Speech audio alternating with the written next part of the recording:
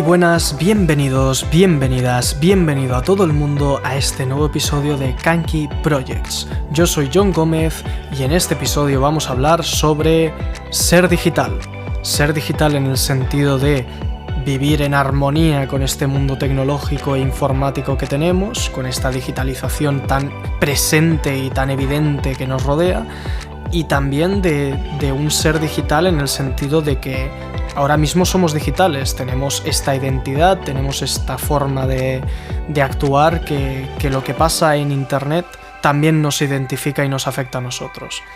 Así que bueno, voy a hablar bastante de tecnología en este episodio. Son temas bastante, digamos, densos en cierta manera. Voy a ponerme un poco en profundidad en cómo funcionan algunas cosas de informática, así que quizás no eres muy entendido en esto y entonces intentaré explicarlo bastante sencillamente. Desde luego mi intención es que sea para todo el mundo.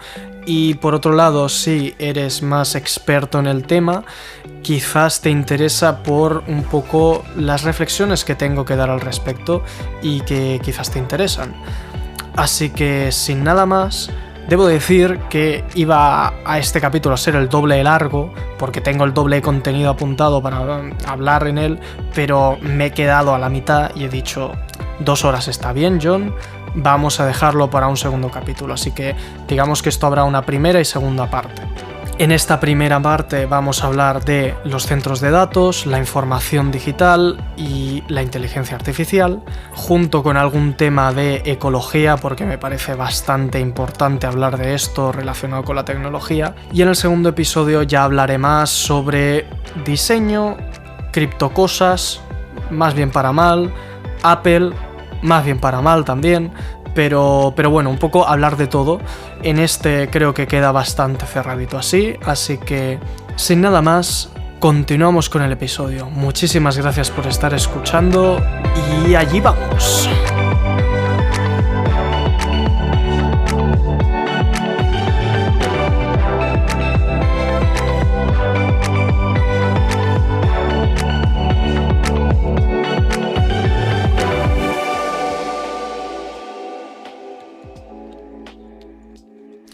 Pues hola a todos, feliz año nuevo, ¿no? ¿Qué tal? ¿Cómo habéis pasado las fiestas? Espero que las hayáis pasado bien. Las mías han sido tranquilitas, relajadas. He hecho un par de cosas distintas, pero nada muy rompedor, ¿no? Pero sí que he hecho una semanita de pausa porque bueno, sin duda le he cogido el ritmo a esto de hacer podcast. Pero creo que nadie lo iba a escuchar entre medio de fiestas, ni yo tenía el tiempo adecuado, así que creo que ha sido mejor dejarlo y empezar con este nuevo capítulo para, digamos, abrir el año hablando sobre un poco ser digital, ¿no? ¿Qué supone para nosotros como seres humanos vivir en un mundo envuelto en tecnología en el que se conectan entre sí miles y miles de sistemas, miles de obras tecnológicas, de inventos del ser humano que no llegamos a veces ni incluso a comprender del todo? Vamos, ya os digo yo que no. Y no somos ni siquiera conscientes de cómo funciona todo lo que nos rodea, ¿no? Y básicamente todo eso es porque vivimos en un mundo increíblemente tecnificado en el sistema, en el sentido de que todo es muy complejo. Todo requiere de un especialista en algo muy concreto para entender exactamente en profundidad cómo funciona, ¿no? Y esto no es solo referente a la tecnología en el sentido de la informática y lo que solemos hacer referencia cuando decimos tecnología, ¿no? Ordenadores, móviles, dispositivos electrónicos. Con tecnología me refiero al sentido más amplio de la palabra, ¿no? Al estudio de diferentes conocimientos, es decir, tecnología viene del griego tecne, me parece, que se puede representar como arte u oficio, y logia, que es como tratado o estudio. Entonces es básicamente todo lo que ha hecho la humanidad para conformar estos conocimientos y estos estudios de cómo funciona el mundo en nuestro beneficio, de la manera de que desarrollamos cosas como puentes, vehículos, casas, informática, todo. Y en el momento en el que te das cuenta de esto, que parecerá una tontería, pero son estas pequeñas reflexiones que hago aquí en el podcast, cuando te das cuenta de que todo lo que nos rodea ha sido diseñado meticulosamente y es el pináculo de un conjunto de conocimientos que se han ido transmitiendo entre una gran cantidad de seres humanos, puliéndolo, desarrollándolo, básicamente todo lo que vemos a nuestro alrededor es el resultado de un mundo conformado por miles y miles de procesos, miles y miles de personas que se han dedicado su vida seguramente o están dedicándola a desarrollar el mundo que vemos y hacerlo más cómodo y más adecuado para nuestro confort como seres humanos, ¿no? Básicamente eso es un poco como el objetivo de la tecnología al final, o al menos así es como lo veo yo. Y claro, esto es muy bonito y a mí no me deja de sorprender y fascinar. Veo con una mirada pura y brillante, como un niño pequeño, cada vez que pienso en las hazañas que podemos llegar a hacer como humanidad. Podemos hacer correr coches a 100 kilómetros de velocidad, podemos volar aviones que lleguen a unas alturas increíbles, que nos dejen ver puntos de vista que no habíamos visto nunca antes, podemos plantarnos en cualquier punta del globo en cuestión de horas, podemos llegar al espacio. Esto, claro, es así cuando lo veas con este punto de vista de comunidad, ¿no? De conjunto como humanidad completa. Pero tú como individuo te pones a pensarlo y es incluso abrumador el nivel al que llega la tecnología, en el cual estamos envueltos en tantos tecnicismos, en cosas tan complejas, que no llegamos a poder comprender muy bien cómo funciona nada. Literalmente el ser humano, nuestro cerebro, tiene un límite. Nuestra comprensión puede llegar hasta cierto punto y la vida que tenemos es limitada. Llegará un momento en el que no podremos seguir aprendiendo y básicamente ese es el límite que marca nuestra propia biología. Y por esta razón se genera esta sensación de sentirse abrumado, ¿no? De darte cuenta de que no vas a poder comprender cómo está hecho este ratón que tengo aquí delante, este micrófono. Puedes entenderlo de una manera bastante superficial para entender cómo se combinan entre ellos y hacen sinergias los diferentes campos del conocimiento, suelo decir así, ¿no? Pero tú como individuo va a ser muy difícil que llegues a entender cómo está creado por ejemplo, este micrófono que tengo delante, en su totalidad. Va a ser muy difícil entender la propiedad de esos materiales, va a ser muy difícil que comprendas toda la electroquímica y, electromagnetismo que sucede dentro del micrófono. Cómo está la cadena de producción diseñada para que se refinen todos esos materiales. Como podéis ver, es como que cada cosa que nos envuelve requiere una cantidad de invención, de inventiva, de diseño y básicamente de delegación del conocimiento de básicamente a varios expertos en cada campo, ¿no? No puedes aspirar tú a desarrollar un micrófono tú solo en abstracto, sin materiales, sin conocimientos de mecánica, mecánica no, pero de tecnología, de informática, de cualquier cosa, porque luego también entra la parte del software.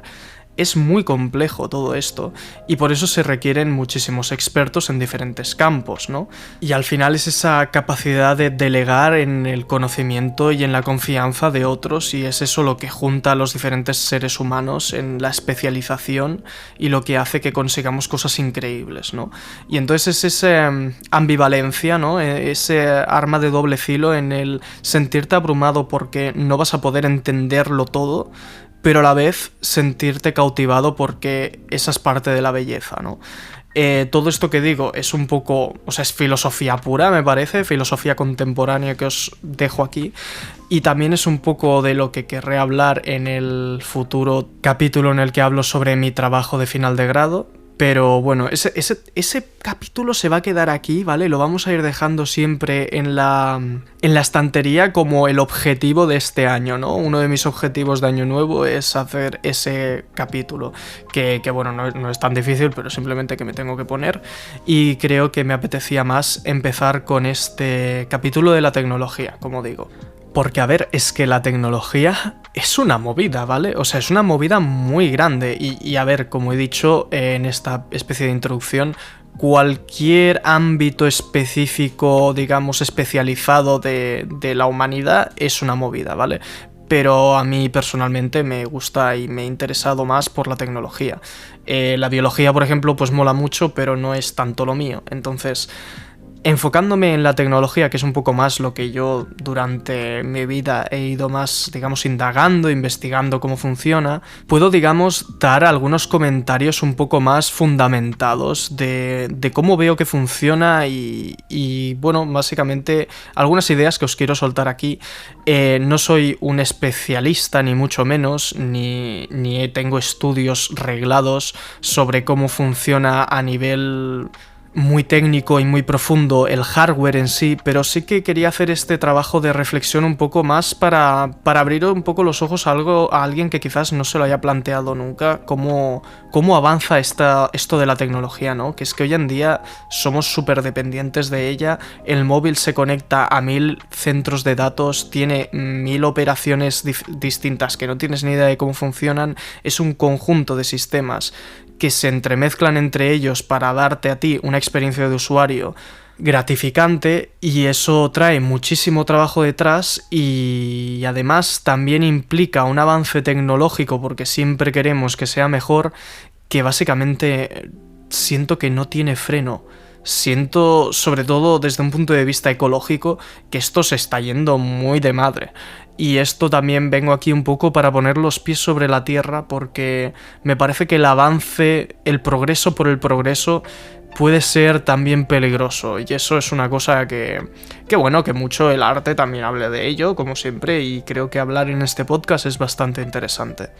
Entonces, la cosa es que vivimos en una sociedad, como digo, muy especializada, ¿no? Pero más hablando en concreto de la tecnología, es que te das cuenta de que ni los desarrolladores tienen claras las bases de todo lo que operan. Quiero decir, la informática va de bajo nivel a alto nivel, ¿no? El bajo nivel es el punto en el que trabajas con bits, básicamente trabajas con ceros y unos. Trabajas con el lenguaje primario de cómo funciona el ordenador.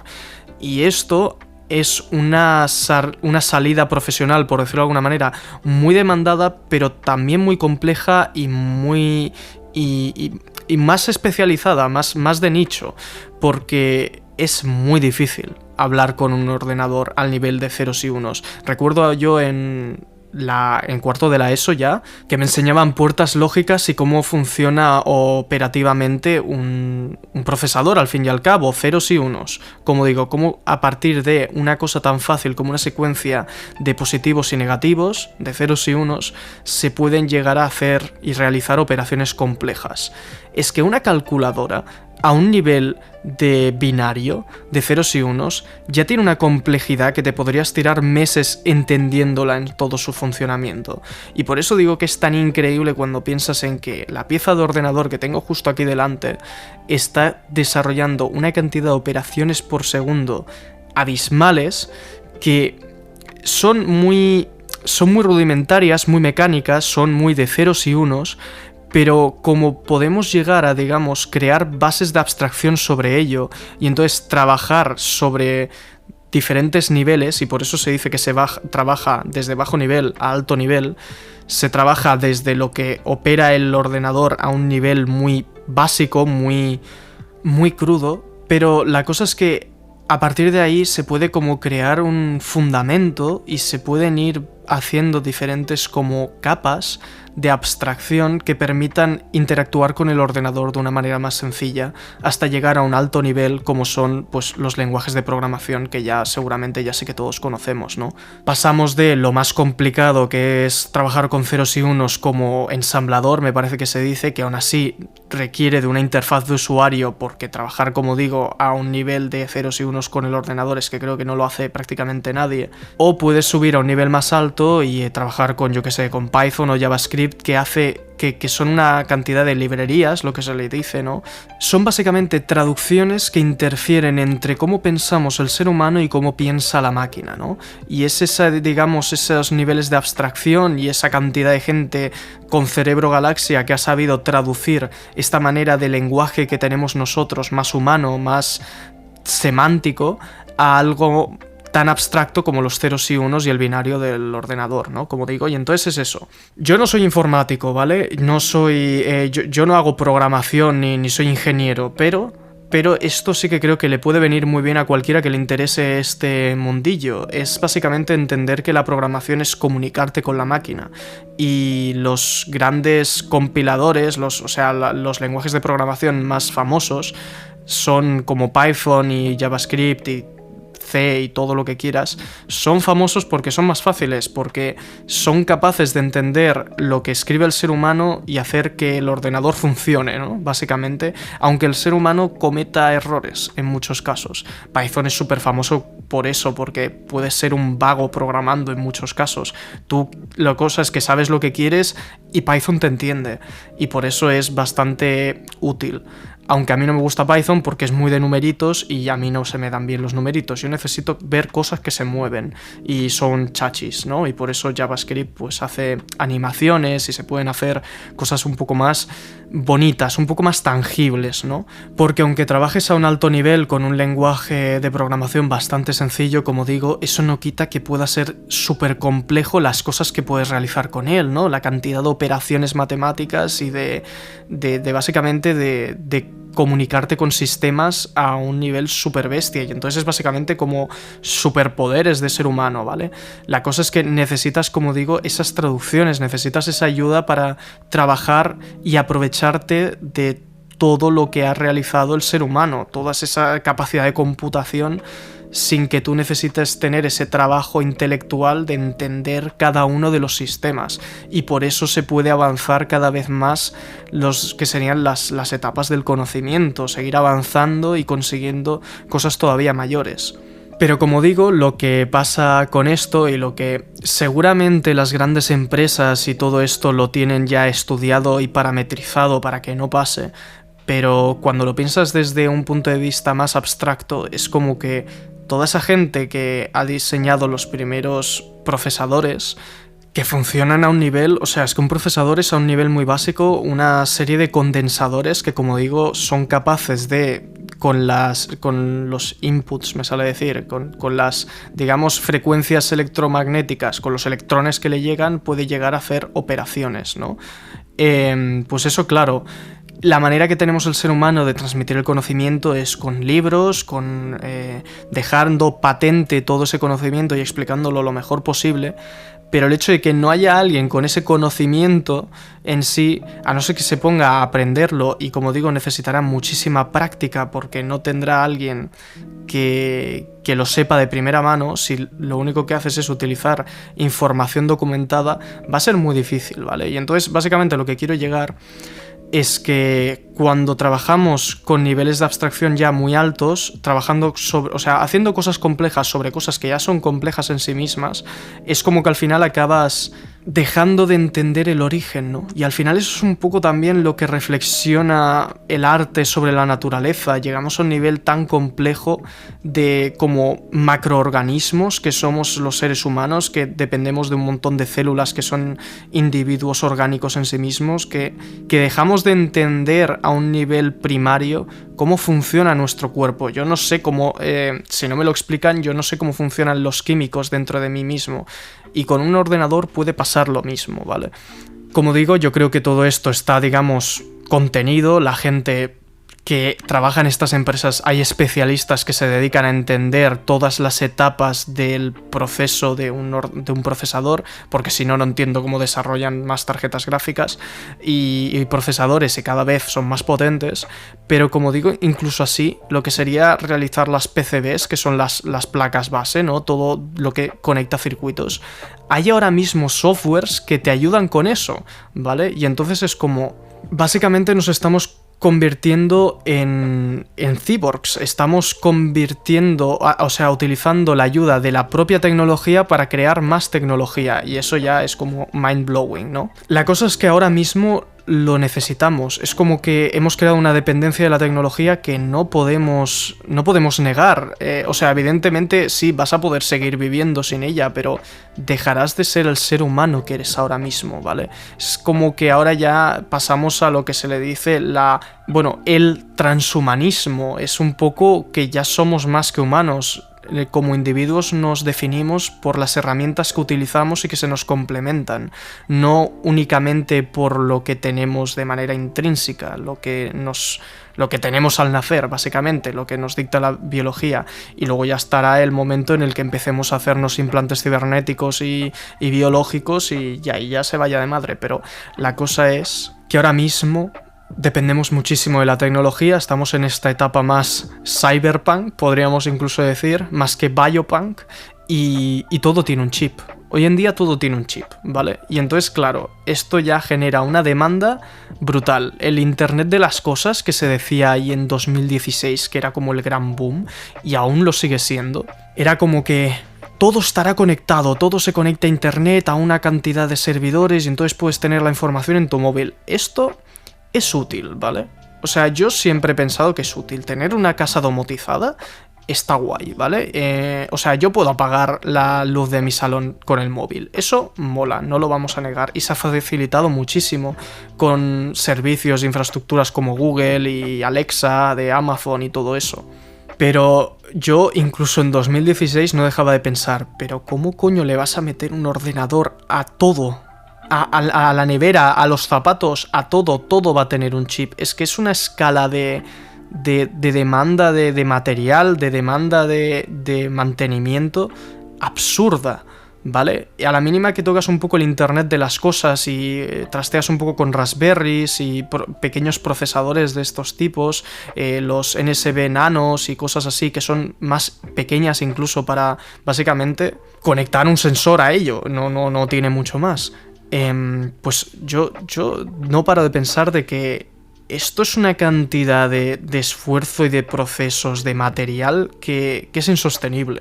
Es básicamente una rueda que no para de alimentarse, y por mucho que lo hagas más eficiente, más se va a consumir. Y esto lo hablaré un poco más en un apartado que quiero hacer de este capítulo, que sea sobre un poco ecología, ¿no? De cómo se crea todo esto, esta vorágine de tecnología, dónde nos lleva, pero bueno, por ahora es eso, que tengamos en cuenta que es que ahora mismo todo lo que nos rodea es informática, es tecnología.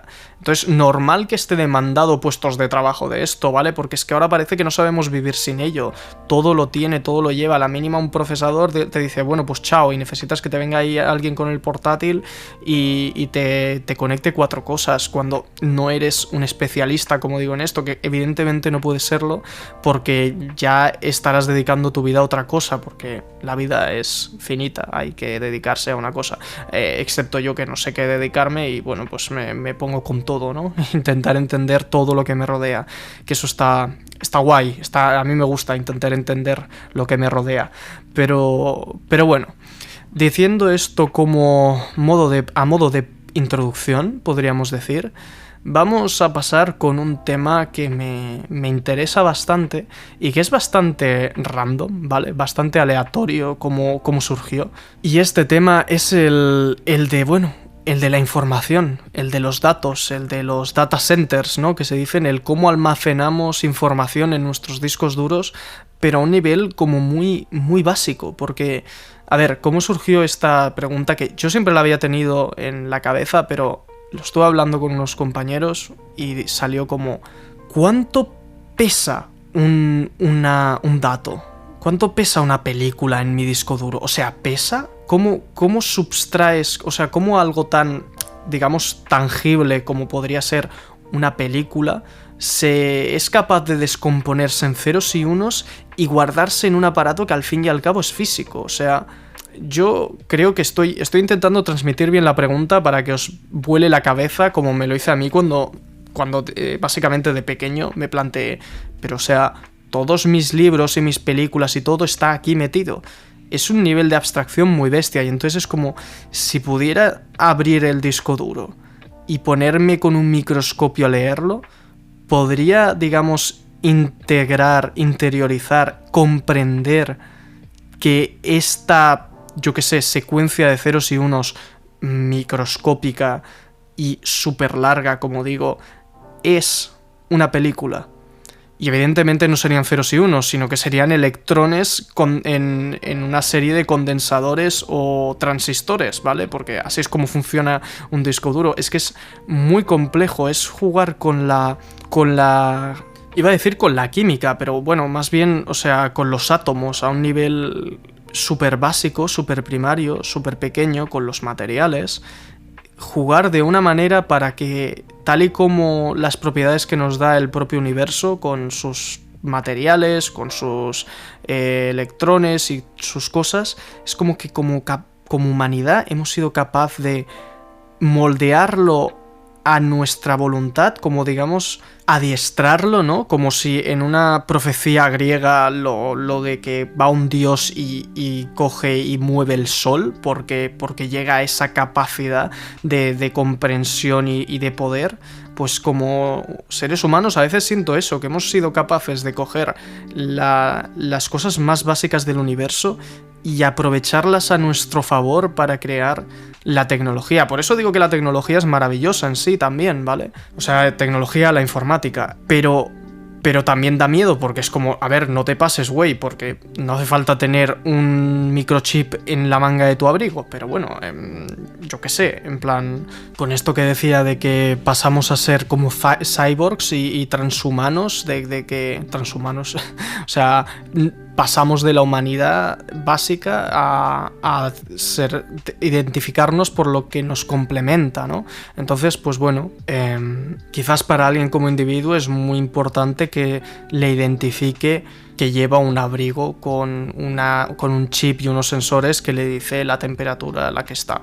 Al fin y al cabo, el smartwatch también es eso, es un dispositivo que es capaz de leer a un nivel muchísimo más, digamos, preciso, ¿no? Como más sensible las alteraciones electroquímicas de nuestro cuerpo.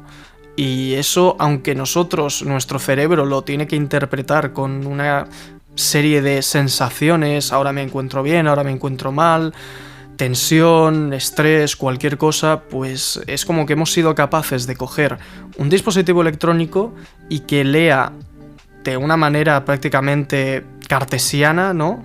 De esta pulsación significa esto, pues hacer con una cantidad de experimentos, y como digo, por eso es una serie de conocimientos de un montón de seres humanos a lo largo de la historia, y hemos sido capaces de subtraerlo de una manera de que tengamos una especie de acompañante que nos diga cómo nos sentimos nosotros mismos, ¿no?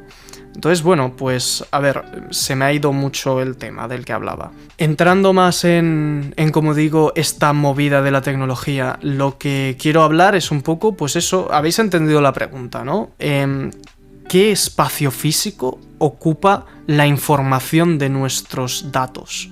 ¿Vale? Entonces, para entender esto tenemos que ponernos en unos niveles de abstracción muy bestias. Primero de todo tenemos que entender que, como he dicho, una película es una serie de datos, ¿no?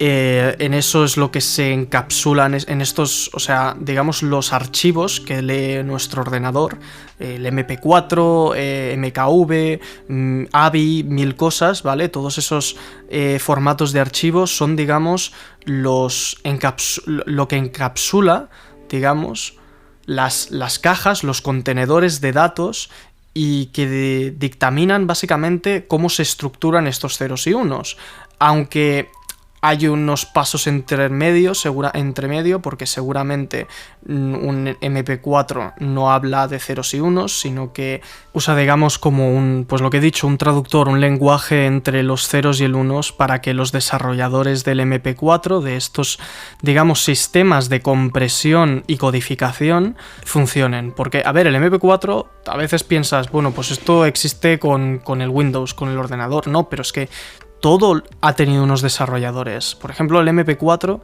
es parte de es la tecnología licenciada de un conjunto de empresa que se llama Moving Picture Experts Group, ¿vale? El MPEG. Entonces, ellos son los que se ocupan de desarrollar el MP4 y de desarrollar nuevos algoritmos de compresión, de básicamente interpretación de los píxeles, ¿no? Porque si te pones a... a pensar en los ceros y unos, tienen que traer la información de la intensidad y del color de cada uno de los píxeles de tu pantalla. Es decir, si sabéis cómo funciona una pantalla... Bueno, es que ahora me estoy poniendo muy técnico, pero si sabéis cómo funciona una pantalla, son una cantidad de... O sea, son unos micro LEDs que tienen una cantidad de color, ¿no? Rojo, verde y azul. RGB. Red, green and blue. Entonces, un byte, básicamente, un conjunto de 8 bits, tiene la capacidad de almacenar estos datos de la intensidad que va del 0 al 55 en cada uno de los valores de cada color, y entonces eso lo transmite a una matriz que sería el conjunto de píxeles, ¿no? Y entonces, claro, con el 1080, pues es 1080 píxeles por 1920 de ancho. Entonces, claro, esta cantidad de información, como digo, porque tenéis que pensar en los 255 canales, que esto es en una profundidad de color de 8 bits, ¿vale? Pero hay de 10 bits, que entonces son 1024, y de 16 bits y demás, pero acá cuanto más añades, cuanto más información añades, más pesa. ¿Vale? Y entonces, claro, por eso existe el RAW y existe en la fotografía la manera, como digamos, de capturar la luz de la manera más física posible, o sea, más aproximado a cómo funciona la luz de la realidad, físicamente posible, cómo lo captura ese sensor. Entonces eso es una cantidad de información abismal, y esa es la razón por la que si tenéis una cámara, pues haced fotos en RAW, porque entonces puedes editar muchísimo más después la variación de color que hay dentro, porque trabajas directamente con lo que ha capturado el sensor. Pero luego, cuando lo comprimes en una imagen como un JPG o un PNG, lo que haces es deshacerte de información que no necesitas para que esa imagen se vea bien. Entonces lo que hacen son, como he dicho, diferentes procesos de codificación y compresión para que todo eso ocupe menos espacio, ¿no? Y esto lo hacen con diferentes técnicas de coger varios píxeles que son del mismo color y hacerlos como si fueran el mismo, o si detecta un gradiente, ¿no? Una variación de color en un tramo, pues hace una operación matemática para representar eso más uniformemente, pero ocupando menos espacio. Así es como se comprime, digamos, una imagen y se transforma en ceros y unos. ¿Qué pasa? Esto necesita el procesador para organizarlo y entenderlo y representarlo en tu pantalla, ¿vale? Porque almacenado como un archivo es, como digo, una tira de ceros y unos. Lo que va a hacer el ordenador es traducir esa tira de ceros y unos en una matriz de píxeles que va a representarse como una pantalla. Y entonces, claro, esto ya podéis haceros a la idea de cómo se llega a complicar el tema cuando tienes que manejar un sistema operativo, una matriz de información como solo una foto, y tienes que calcular procesos también luego en un vídeo como el factor temporal, ¿no? Y entonces, bueno, pues un procesador es una obra de ingeniería, básicamente, porque tiene que tener 1000 cosas en cuenta, teniendo en cuenta el reloj interno, que son los hercios, y entonces cuánto tarda en pasar cada frame. Una barbaridad, sencillamente es una barbaridad. Y entonces, cuando te pones en un disco duro y guardas esos ceros y unos, la pregunta es, ¿esos ceros y unos están ahí de verdad? ¿Ocupan espacio? Y la respuesta es que sí, pero depende, ¿vale? Eso es, después de algo de investigación, eso es lo que he encontrado. Sí, pero depende. ¿De qué depende? De la tecnología, porque evidentemente hay diferentes maneras de almacenar, no iba a ser todo de la misma. La informática va avanzando, la tecnología avanza, y entonces ahora tenemos muchísimas tecnologías diferentes de almacenar esos ceros y unos. Pero claro, mi pregunta como niño de quizás 7 años que se preguntaba esto, porque yo me hacía muchísimas preguntas, es lo que tiene educarse en casa, ya hablaré un día de esto también, claro, yo me preguntaba, pero entonces si guardas esos ceros y unos ahí, eso pesa más, ¿no? Porque quieras que no, aunque sea un nivel microscópico, un nivel casi atómico, los electrones tienen un peso. Entonces, claro, bueno, pues ya os puedo decir que que sí, pero no, ¿vale? Porque como digo, depende de cada almacenamiento, ¿vale? Esto ya os lo avanzo, pero bueno, lo que he encontrado son como foros de gente que se ha puesto a calcular cuánto almacenamiento hay por gramo, ¿no? Dependiendo de la tecnología. Entonces, si lo haces por ejemplo, en una breadboard, ¿vale? Que una breadboard es como la cosa más básica del mundo, ¿vale? Si habéis hecho alguna vez tecnología en la ESO, son esas planchas con agujeritos donde conectas ahí los LEDs o los pines o las resistencias, poniendo el alambre dentro para que se interconecte y hagas un circuito electrónico. Pues básicamente eso es una breadboard. Bueno, pues esto es súper ineficiente, evidentemente. O sea, puedes guardar 0,000000016 gigas por gramo, ¿vale? En plan, que necesitarías toneladas de este material para guardar 1 giga. Pero puedes, porque como es una cuestión de transistores y todo, aunque lo hagas a una macroescala, que al final los primeros ordenadores por eso eran tan grandes, porque guardaban la información casi a un nivel analógico enorme, rudimentario. De hecho, si habéis visto la película Enigma, veréis cómo es que es casi hasta mágico ver cómo analógicamente esos circuitos, es que no son ni circuitos, eran unos émbolos que giraban y eso guardaba y codificaba, digamos, el estado de los bytes. Bueno, de los bits, no sé ni qué capacidad tenía eso. Entonces, claro, cuando ya llegaron luego el invento de los transistores, pues eso se pudo hacer a una escala microscópica en comparación. Podían hacerlo muchísimo más pequeño porque trabajaban con lo más pequeño posible que podemos trabajar, con un electrón, con la electricidad. Entonces, bueno, pues si continuamos, pues por ejemplo, en una memoria RAM puedes guardar, o sea, se guardan por cada gramo unos 0,2 gigas, ¿vale?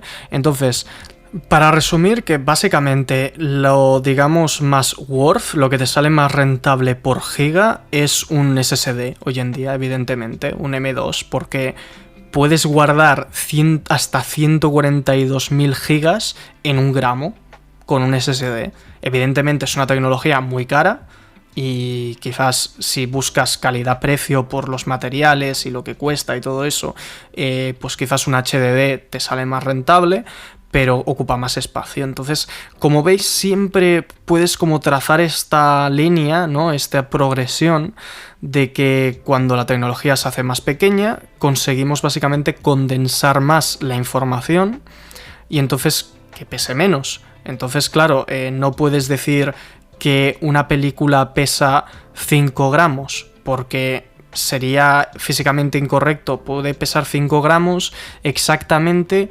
en un disco duro, o yo que sé, en un USB.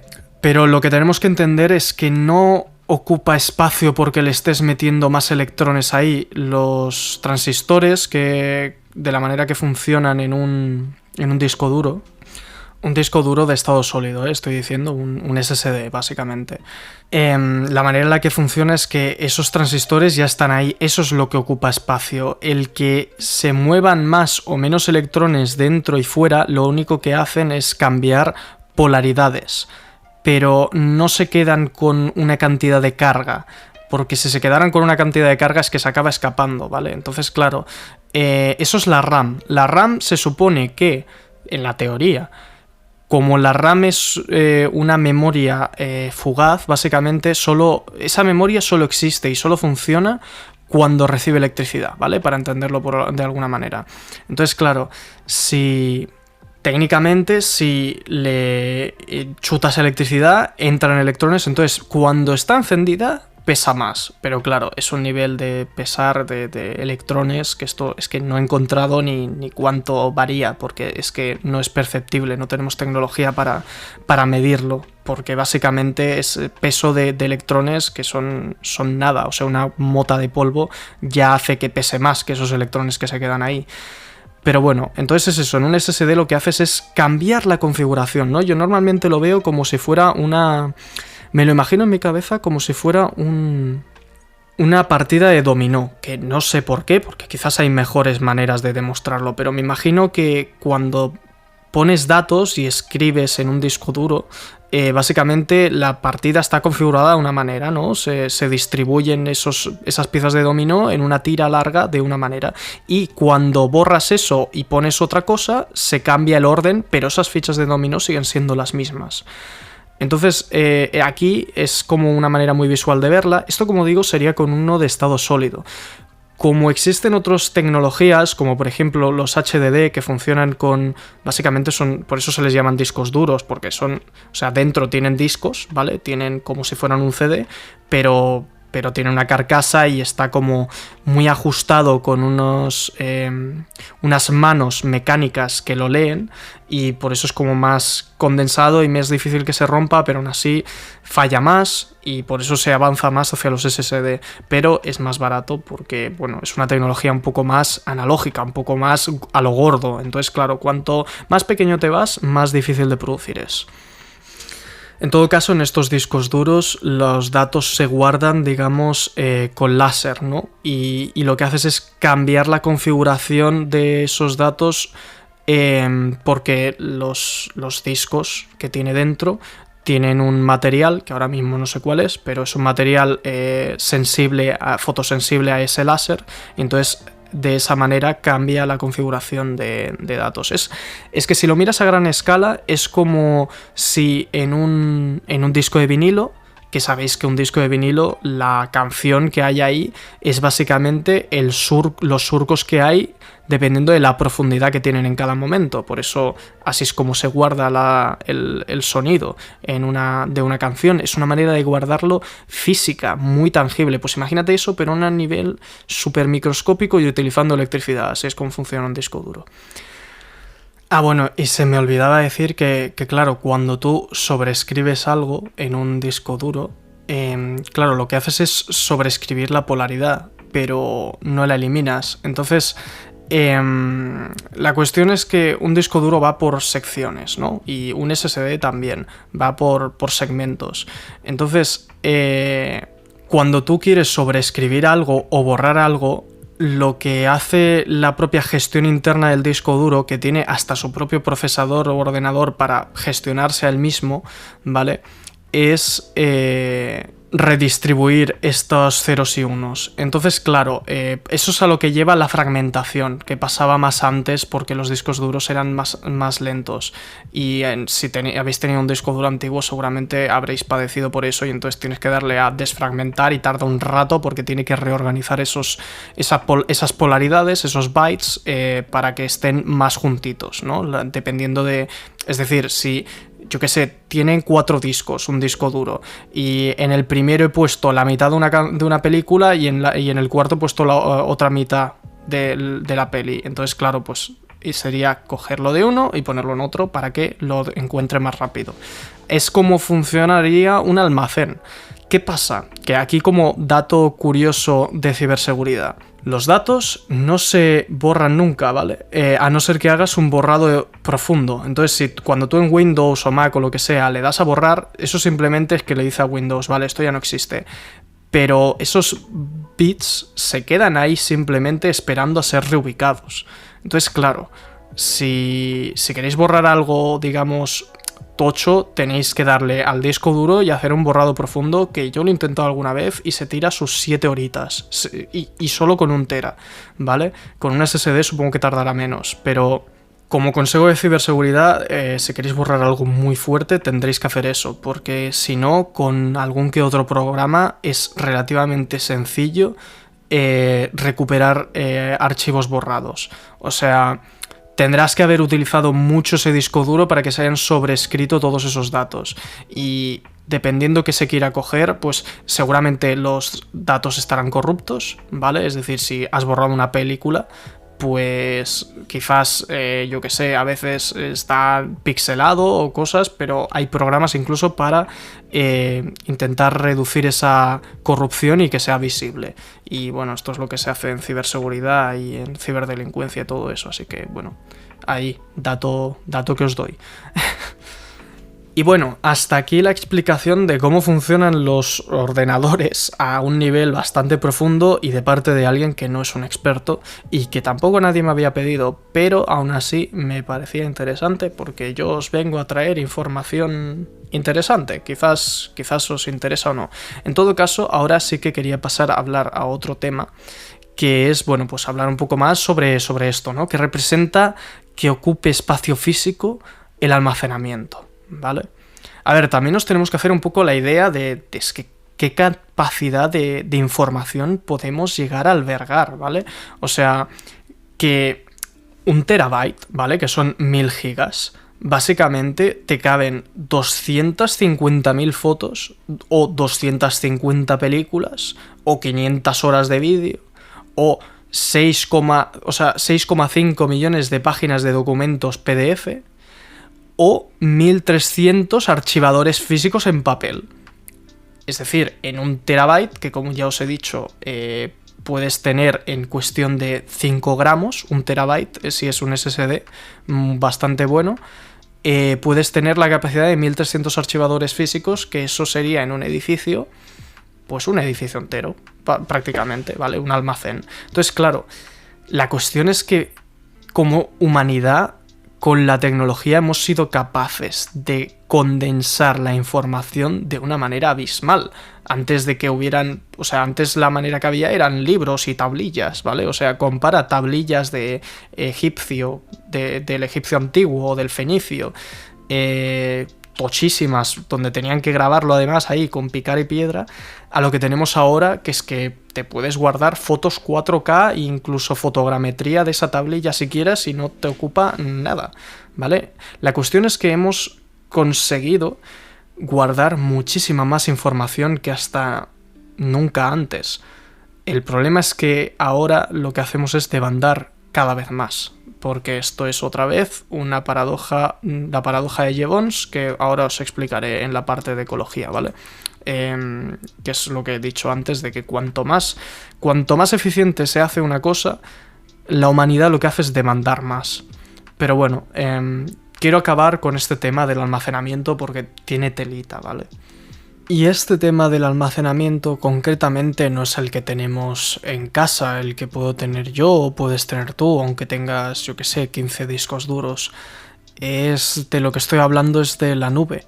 Lo que estoy hablando son esos centros de datos inmensos que, claro, como no se sabe ni siquiera muy bien dónde están, porque están muy bien protegidos y porque no los has visto nunca o quizás ni siquiera sabes que existen, a veces solemos tender a tener una idea bastante, digamos, idealizada con toda esta idea de la nube. De hecho, una vez vi un comentario de bueno, no sé si llamarlo un influencer, pero desde luego un creador de contenido que divulga sobre estas cosas y también sobre ecología nuevamente, y es un poco triste y peligroso que le hayamos dado el símbolo de la nube tan bonito, algo así tan blanco y esponjoso en el cielo, a algo que en realidad puede ser tan complicado de manejar y tan chungo como inmensos edificios que generan un montón de residuos porque gastan un montón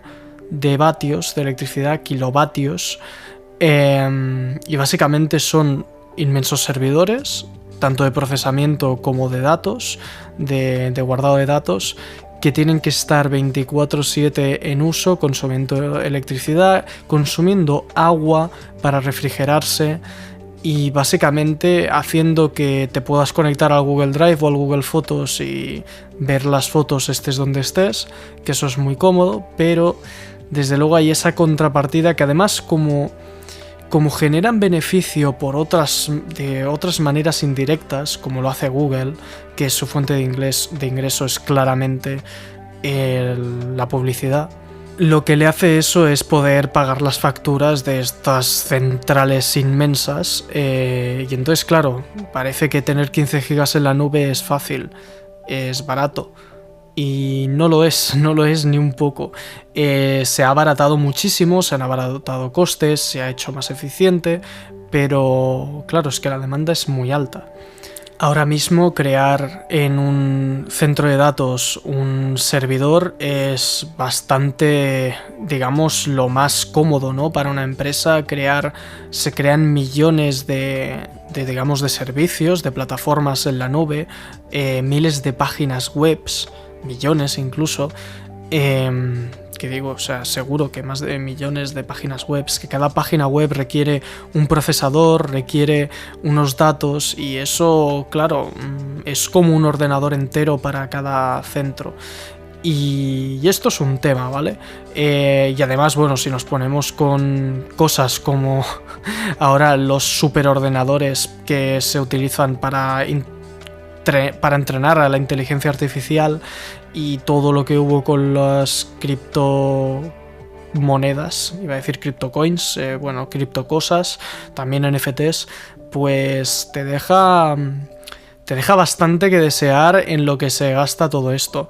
Pero igualmente, aunque se usara para cosas que, digamos, es lo que usamos todos, básicamente, en general, no sé si alguna vez os habéis preguntado cuántos datos se crean y recuperan diariamente por la humanidad, pero son muchos, ¿vale? O sea, para que os hagáis una idea, aquí os voy a dar unos datos, ¿vale? Estos datos son de Colocation America, básicamente un blog de informática que he encontrado, y se llama Is Data Going to Run Out of Space? ¿Vale? Y básicamente lo que dice es esto: 1,7 megabytes por segundo por cada persona en 2020. Las personas producen 2,5 quintillones de bytes cada día. En 2025 se aproxima que se generarán 463 exabytes en el mundo. Solo en Instagram ya se comparten 95 millones de fotos y vídeos cada día. Cada día se envían 306.400 millones de correos electrónicos y 500 millones de retweets. Se estima, ahora ya no, ahora ya posts porque es X, en fin, se estima que el mundo almacena más de 1.3 exabytes de datos y produce más de 2 exabytes cada día. Y para poner esto en perspectiva, un exabyte equivale a 1 millón de terabytes o millones de gigas, ¿vale? Entonces, claro, esto genera una pregunta de ¿cuándo va a acabarse? Porque es que, como os he estado explicando, el almacenamiento no es infinito. Ocupa un espacio físico real y tangible, y por mucho que se vayan mejorando, y se ha ido mejorando la tecnología, y además se mejora la compresión y se mejora muchísimo todo lo que tiene que ver con esto, es que la única solución es cada vez dejar de gastar más, porque hay un tope de recursos, hay un tope de todo, ¿vale? Entonces, claro, a ver, lo que dicen los especialistas, que bueno, de hecho esto ya está pasando, ¿vale? Ya se conoce una crisis del almacenamiento en los centros de datos, y se le ha llamado así, en texto rojo y en mayúsculas, porque el 43% de los centros de datos del mundo se están quedando sin espacio físico, ¿vale?, donde meter estos discos de almacenamiento, y la densidad de energía de los racks que sostienen todos estos servidores, estos ordenadores, están, vamos, o sea, estos edificios están a petar, ¿vale?, para que nos entendamos, o sea, se tienen que crear más bases de datos, pero es que la escala es inmensa, da miedo, o sea, tendrías que crear quizás un centro de datos prácticamente cada semana, para mantener el ritmo de generación de contenido que tiene ahora mismo la humanidad, ¿vale? Y me jode decir esto porque, a ver, todos los creadores de contenido son parte del problema, ¿vale? O sea, no son el mayor de los problemas, pero yo subo diariamente un vídeo que ya lo intento comprimir al máximo, y de hecho dicen los especialistas en IT de estas cosas que básicamente se requiere invertir más en tecnología de compresión, pero es que la compresión sigue siendo un gasto, ¿vale? Sigue siendo un gasto energético porque requiere un proceso. Y entonces, tanto si lo gastas en recursos físicos de almacenamiento como si lo gastas en recursos energéticos, la cosa es que estás gastando recursos, ¿vale? Porque aunque lo gastes con recursos energéticos, el mundo no funciona con energías renovables todavía, ¿vale? Entonces, todo tiene un desgaste, todo estás generando de esto. Sé que esto es un poco... Yo cuando lo pienso a mí me genera una especie de ansiedad pensar en todo esto porque es como haga lo que haga voy a estar contaminando, ¿vale? Y por eso digo que cuando... Esto ha llegado a tal punto de que cuando yo toco algo en la nube ya es ese nivel de conciencia de hostia, yo estoy aquí haciendo un consumo de una red eléctrica de una serie de antenas que conectan los datos, de estos servidores de datos que gastan electricidad, y entonces es como por cada línea de código que se ejecuta en Google Colab. Me parece que había un estudio, ¿vale? Esto no lo he buscado, no lo tengo enfrente, pero me parece que ponía que por cada línea de código que se ejecuta en Google Colab, que para quien no lo sepa, es básicamente conectarte a un ordenador de Google para ejecutar códigos de programación. Bueno, pues por cada línea de código ahí se producen como, creo que eran 0,02 gramos de dióxido de carbono a la atmósfera, ¿vale? O 0,002, ¿vale? O sea, es minúsculo, pero es algo, ¿vale? Y la cuestión es que lo escalas a la cantidad de servidores y de ejecuciones de código que hay de todo el mundo, y esos son millones de kilos de CO2 al día entre todos los centros de datos, ¿vale? Entonces, claro, por eso lo digo, y es un poco también una llamada de conciencia a todo el mundo que piense que cuando está subiendo algo a Google Drive o está, yo que sé, enviando a procesar algo con la nube ahora que hay con tanta inteligencia artificial, etcétera, aunque a ti quizás te resulta gratis porque lo único que estás haciendo es gastarte una suscripción al mes o viendo un anuncio, eso lo que está haciendo es generar un residuo en el planeta, ¿vale? Entonces no es... Evidentemente es necesario, ¿vale? Y ahora hablaré también en el tema ecológico, porque decir que no tendrías que hacer nada es básicamente pues decir que no tienes que hacer, o sea, que no hay ningún progreso ni nada que valga, simplemente volvamos a limpiarnos el culo con una hoja, ¿vale? O sea, tampoco es eso, pero creo que todos tenemos que tener esa mentalidad de ir un poco relajados, de no intentar aprovecharlo al máximo, de gastarlo al máximo todo, simplemente usar lo que necesitas, ¿vale? Es básicamente eso. Pero bueno, volviendo a este tema de generar datos e información y si nos vamos a quedar sin espacio, a ver, no diré lo que decía de la compresión. Ahora con la inteligencia artificial y muchísimos algoritmos es como que se está consiguiendo comprimir todo muchísimo y ahora se está creando una especie de paranoia, o sea, no una paranoia, pero es una paradoja, más bien dicho, que es que ahora se están comprimiendo tanto los datos y luego se está como recreando ficticiamente, que es una cosa que cuando lo piensas es un poco loca, porque con la inteligencia artificial, como sabéis, se puede hacer el reescalado, se puede generar detalle donde se ha perdido, y Google ya está empezando a aplicar estas cosas, Google y muchísimas más, entre otras, evidentemente, pero ya está empezando a aplicar esto y hace que te des cuenta de que entonces lo que se están guardando en estos centros de datos es una información muy liviana, ¿no? Como muy básica, muy que no representa la realidad de lo que se subió, y luego cuando lo vuelves a reproducir,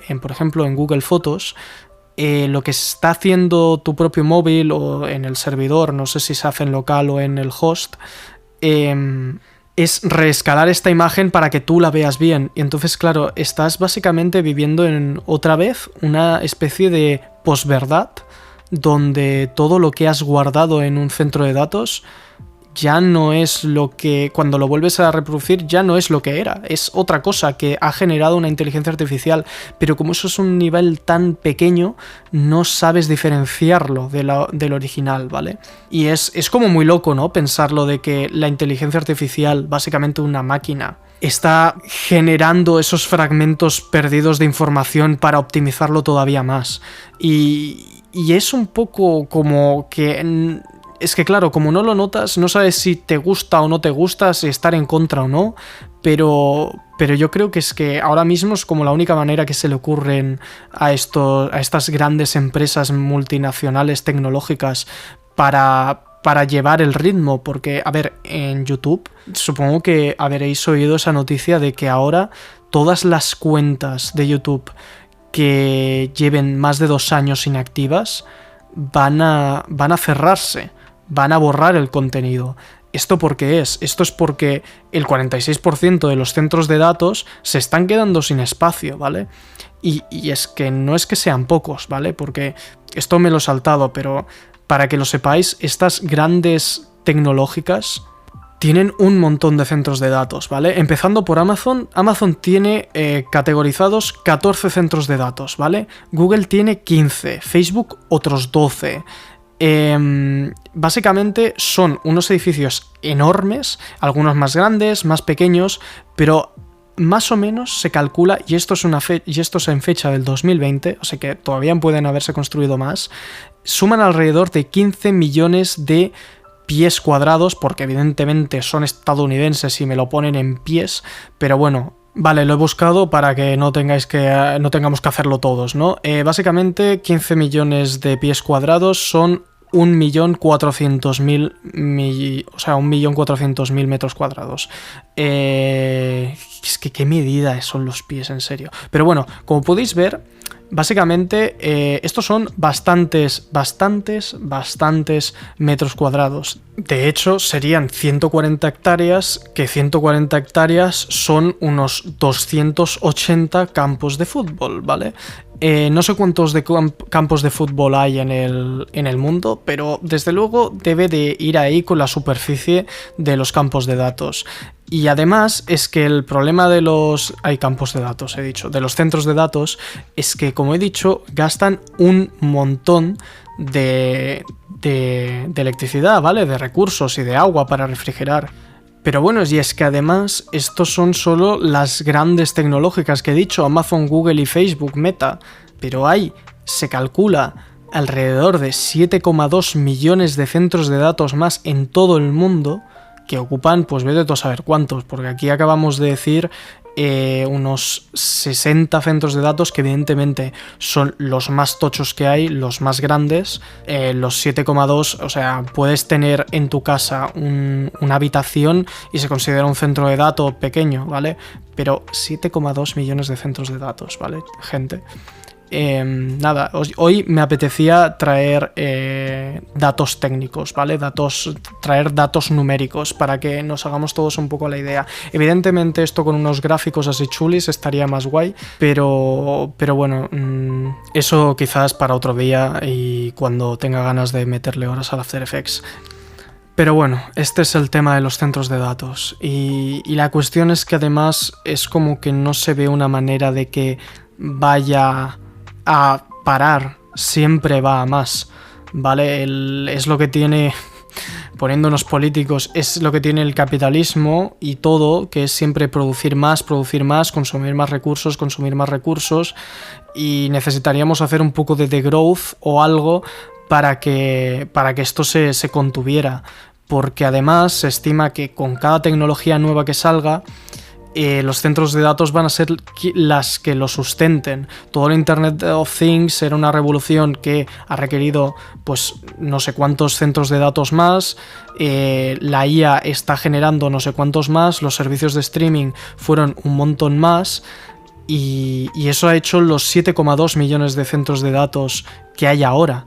Pero es que va a seguir subiendo exponencialmente porque con el 5G y toda la interconectividad que se quiere hacer ahora, se valora, ¿vale? Cuidado, que además con los coches autónomos, que todo eso va conectado a internet, se calcula que van a generar hasta unas 5 terabytes la hora alrededor del mundo, ¿vale?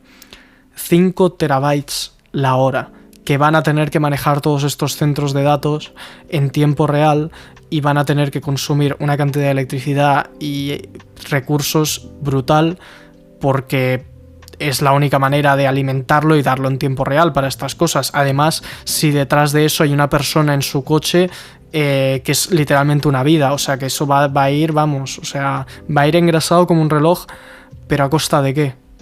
¿A costa de qué? En fin, ya me pondré a hablar sobre ecologismo globalmente en otro capítulo un poco más concreto. Aquí no quiero ponerme 100% con esto porque me podría ir por las ramas y hablar de 1000 temas, pero centrándonos en tecnología, me parece que es interesante sacar un par de temas interesantes, ¿vale?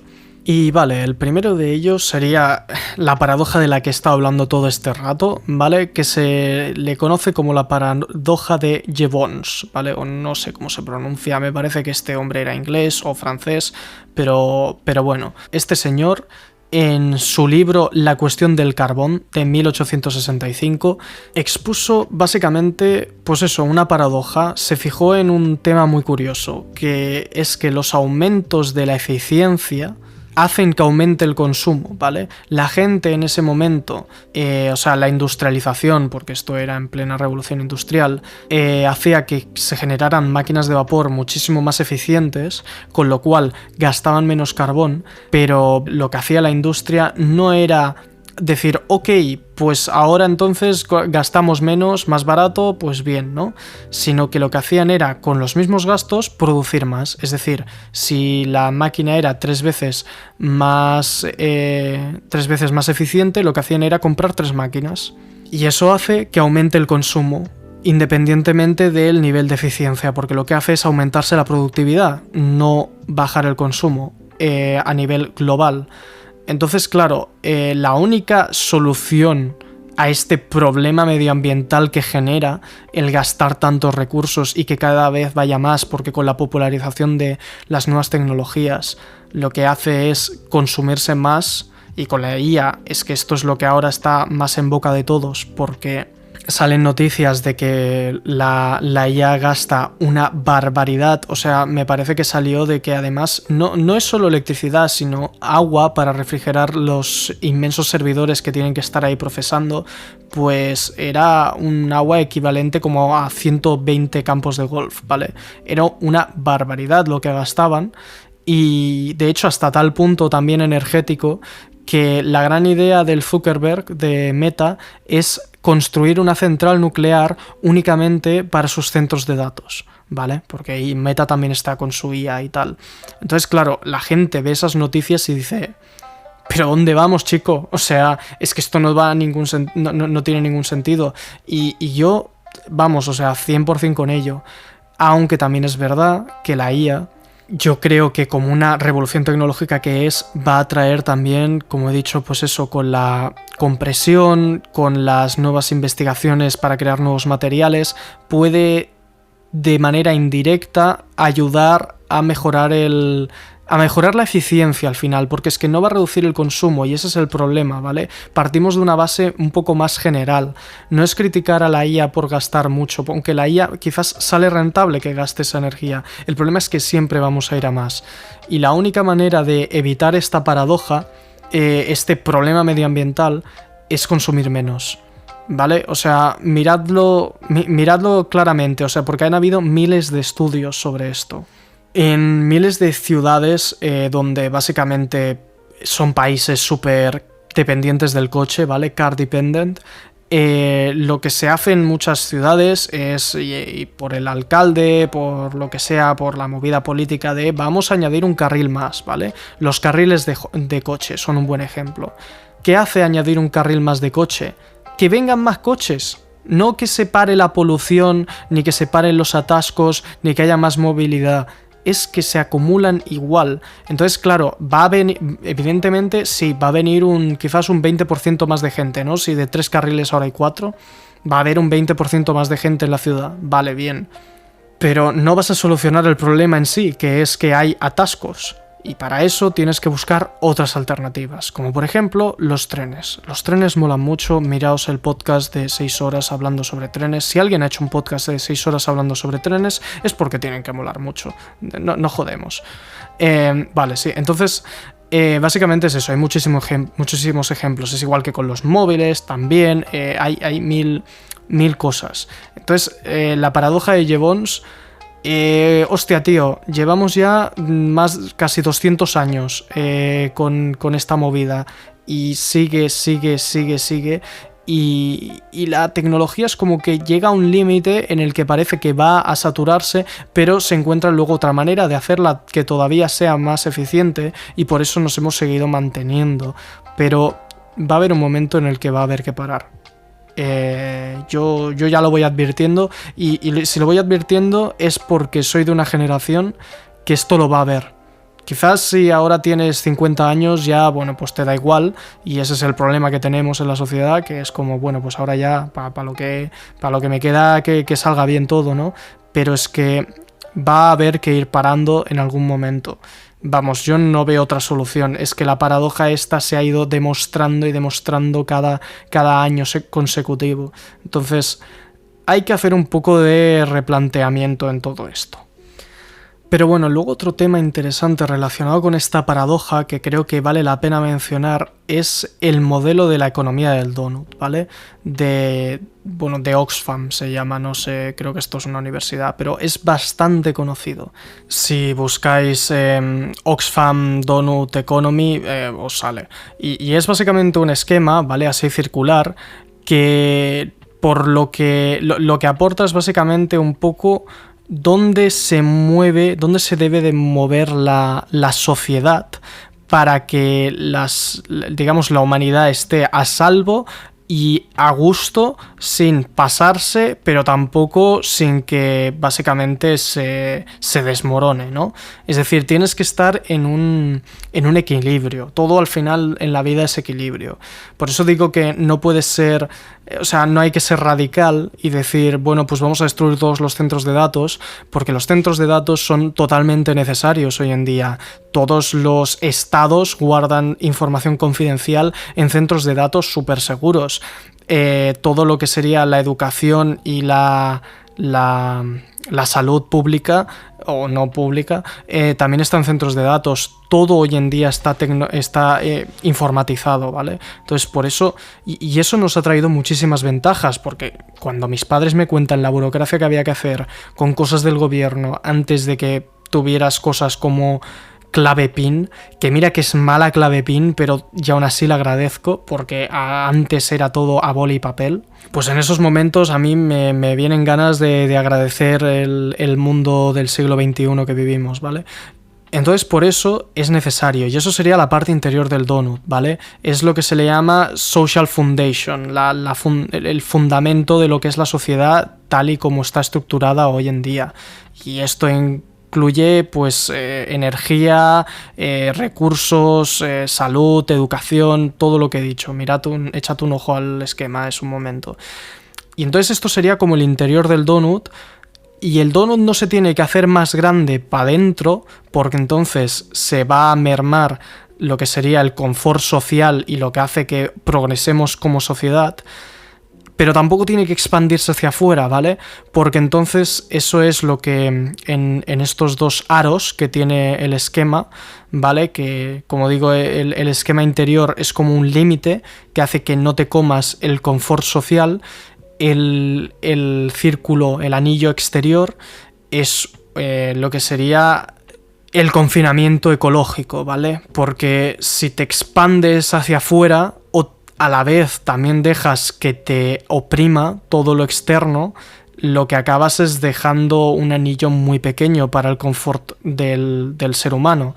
Pero no puedes expandirlo porque entonces acabas jodiéndote igual, porque te lo estás cargando todo, y eso incluye pues cosas como el cambio climático, la biodiversidad, todo lo que ya sabemos sobre el ecologismo, ¿vale? Entonces por eso se representa como un donut, ¿vale? Es un círculo bastante perfecto en el que tiene que haber tanto dentro como fuera del donut, ¿vale? Y ese es el equilibrio que más o menos habría que encontrar, y por eso lo quería conectar un poco con esta paradoja de Jevons, porque como digo ahora parece que lo único que hacemos es ampliar el donut, o sea, hacia afuera, ¿no? Destruyendo todo lo que es el límite ecológico, pero a consecuencia de aumentar nuestro fundamento social, ¿vale? Es decir, nuestra comodidad.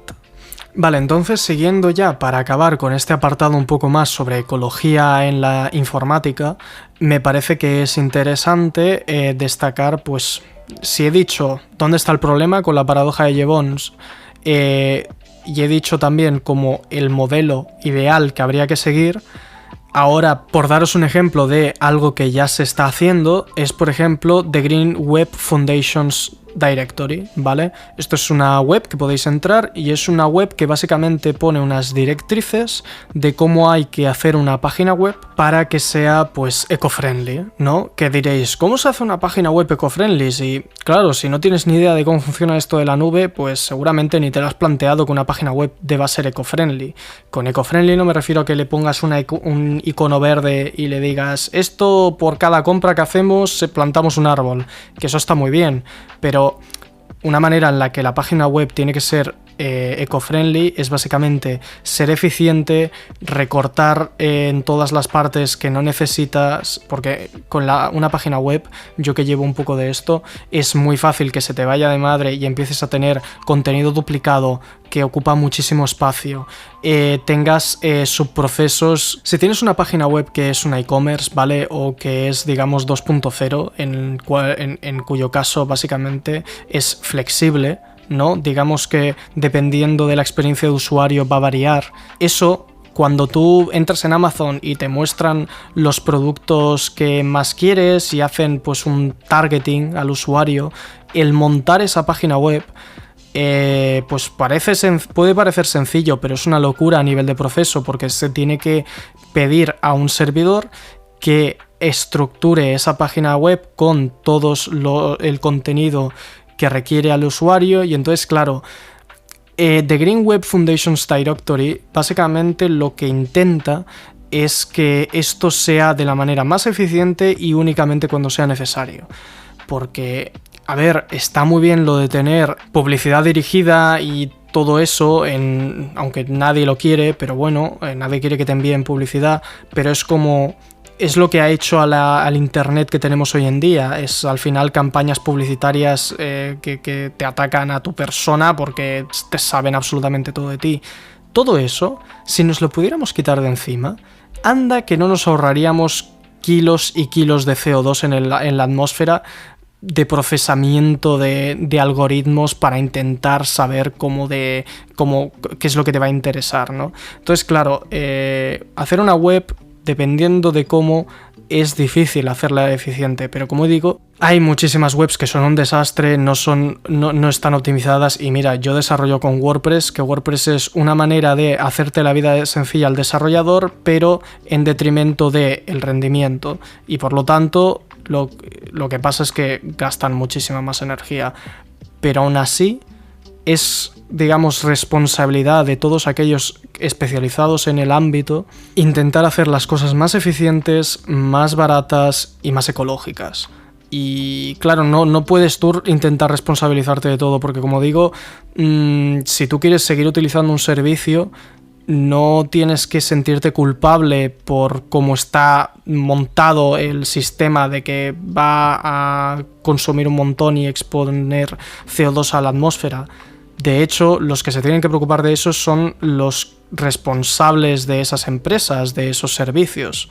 Y esto es un poco lo que se está intentando, lo que hace un poco de presión social, y la razón por la cual hay muchísimas empresas como Amazon y etcétera que intentan hacer un lavado de cara enseñando que son eco-friendly, ahora el cartón es reciclado y todo eso. Aunque, como siempre, siguiendo con lo de la paradoja, la manera más sencilla de acabar con todo esto sería deshacernos de todo lo innecesario. Y eso puede significar también renunciar a algunos lujos, a algunas comodidades, pero a largo término no te va a sentar tan mal y va a funcionar mejor. Es igual que, mira, si puedes usar bici en vez de ir en coche, si vas a tardar 20 minutos más quizás y te da pereza, pero mira, vas a estar más sano y el planeta va a ser más verde. Así que, pues lo de siempre. Hasta aquí la parte de ecología. Como digo, creo que me he extendido un poco de más en esta parte porque quiero hacer un capítulo sobre ecologismo, pero ya habrá que decir allí. Esto era más enfocado a la tecnología, así que ahora vamos a hablar un poco más de la IA, que también tiene algo que ver con esto. Bueno, vamos a hablar un poco de la inteligencia artificial, que al final es lo que está en boca de todos, es la tendencia desde hace los últimos, quizás, para mí, el último año, pero vamos, que llevo bien siéndola siempre y ahora es como que es hasta cansino. Pero bueno, al final es una cosa que me interesa bastante y que voy a hablar siempre desde diferentes puntos de vista. Y me parece que en este capítulo pues tiene un poco que encajar, pero como ya habéis visto en el de arte, es un poco continuo, ¿no? O sea, siempre voy a estar hablando de la IA en algún apartado porque me parece que es lo que toca. Bueno, qué demonios, también no es lo que toca. A ver, o sea, ya que estamos, voy a destacar esto. A mí me molesta un poco, digamos, que ahora mismo todos, digamos, como las startups, todas las aplicaciones, todos los productos, todo te vendan que tiene inteligencia artificial.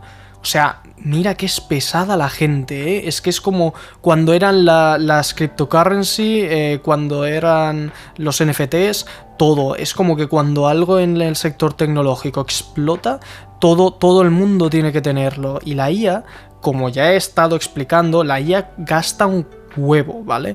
La IA no es eficiente para todo. La IA va muy bien para algunas cosas, pero si quieres hacer algo con IA cuando funcionaba perfectamente con un algoritmo matemático sencillito, el aportarle la IA quizás te aporta 4 o 5 cosas que estará bastante bien, pero vas a perder un montón por el tema de eficiencia porque, como digo, la IA es cara, ¿vale? O sea, ya ni pensando en un tema ecológico.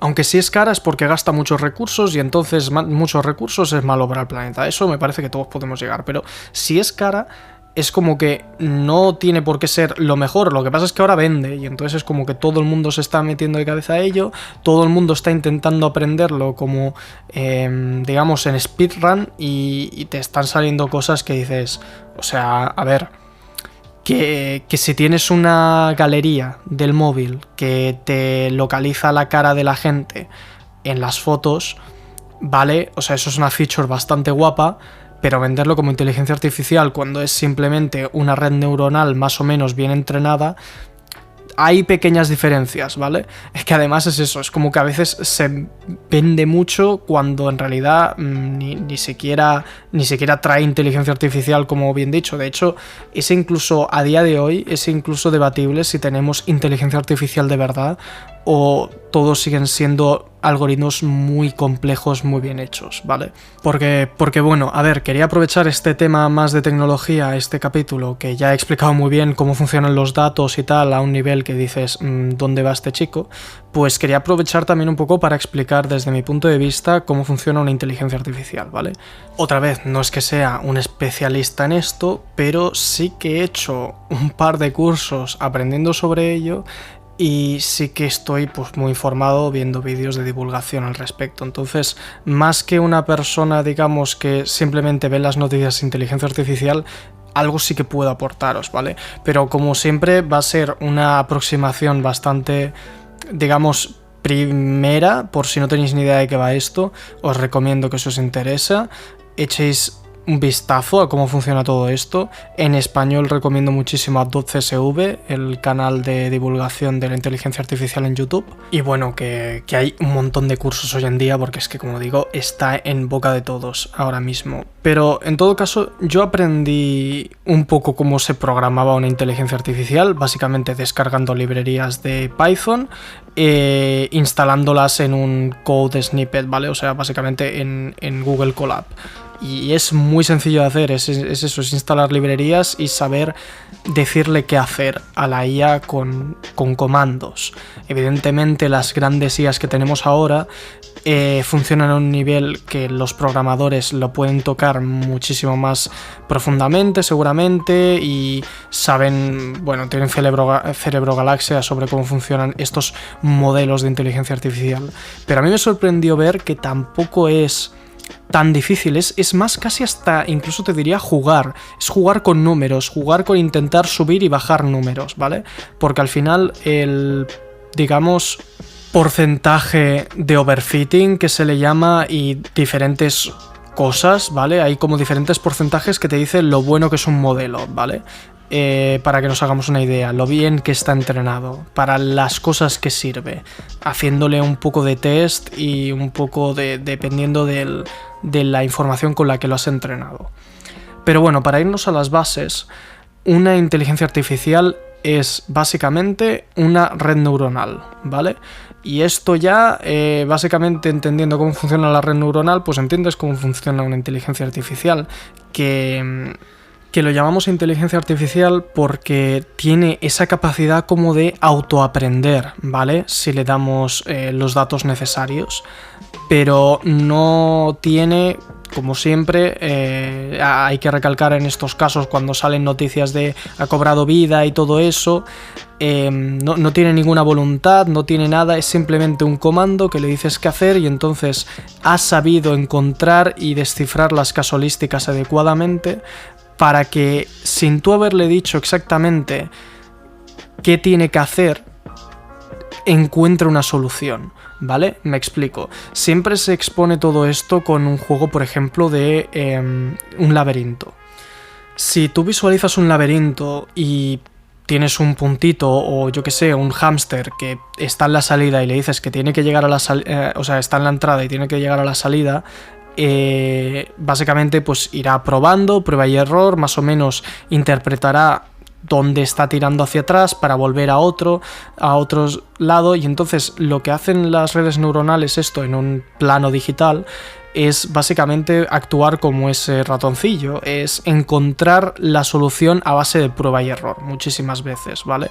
Evidentemente luego esto se ha depurado muchísimo y tenemos conceptos como el descenso del gradiente y mil cosas que hacen que intente encontrar el camino más, digamos, corto a la salida sin hacer todas las pruebas necesarias y descartando básicamente todas aquellas que ya ve directamente que son absurdas, ¿vale? Y en eso se trata, y en eso está la magia de la optimización de estos modelos de inteligencia artificial y básicamente de los ingenieros que hay detrás, de hacerlo lo más óptima posible. Bueno, sí.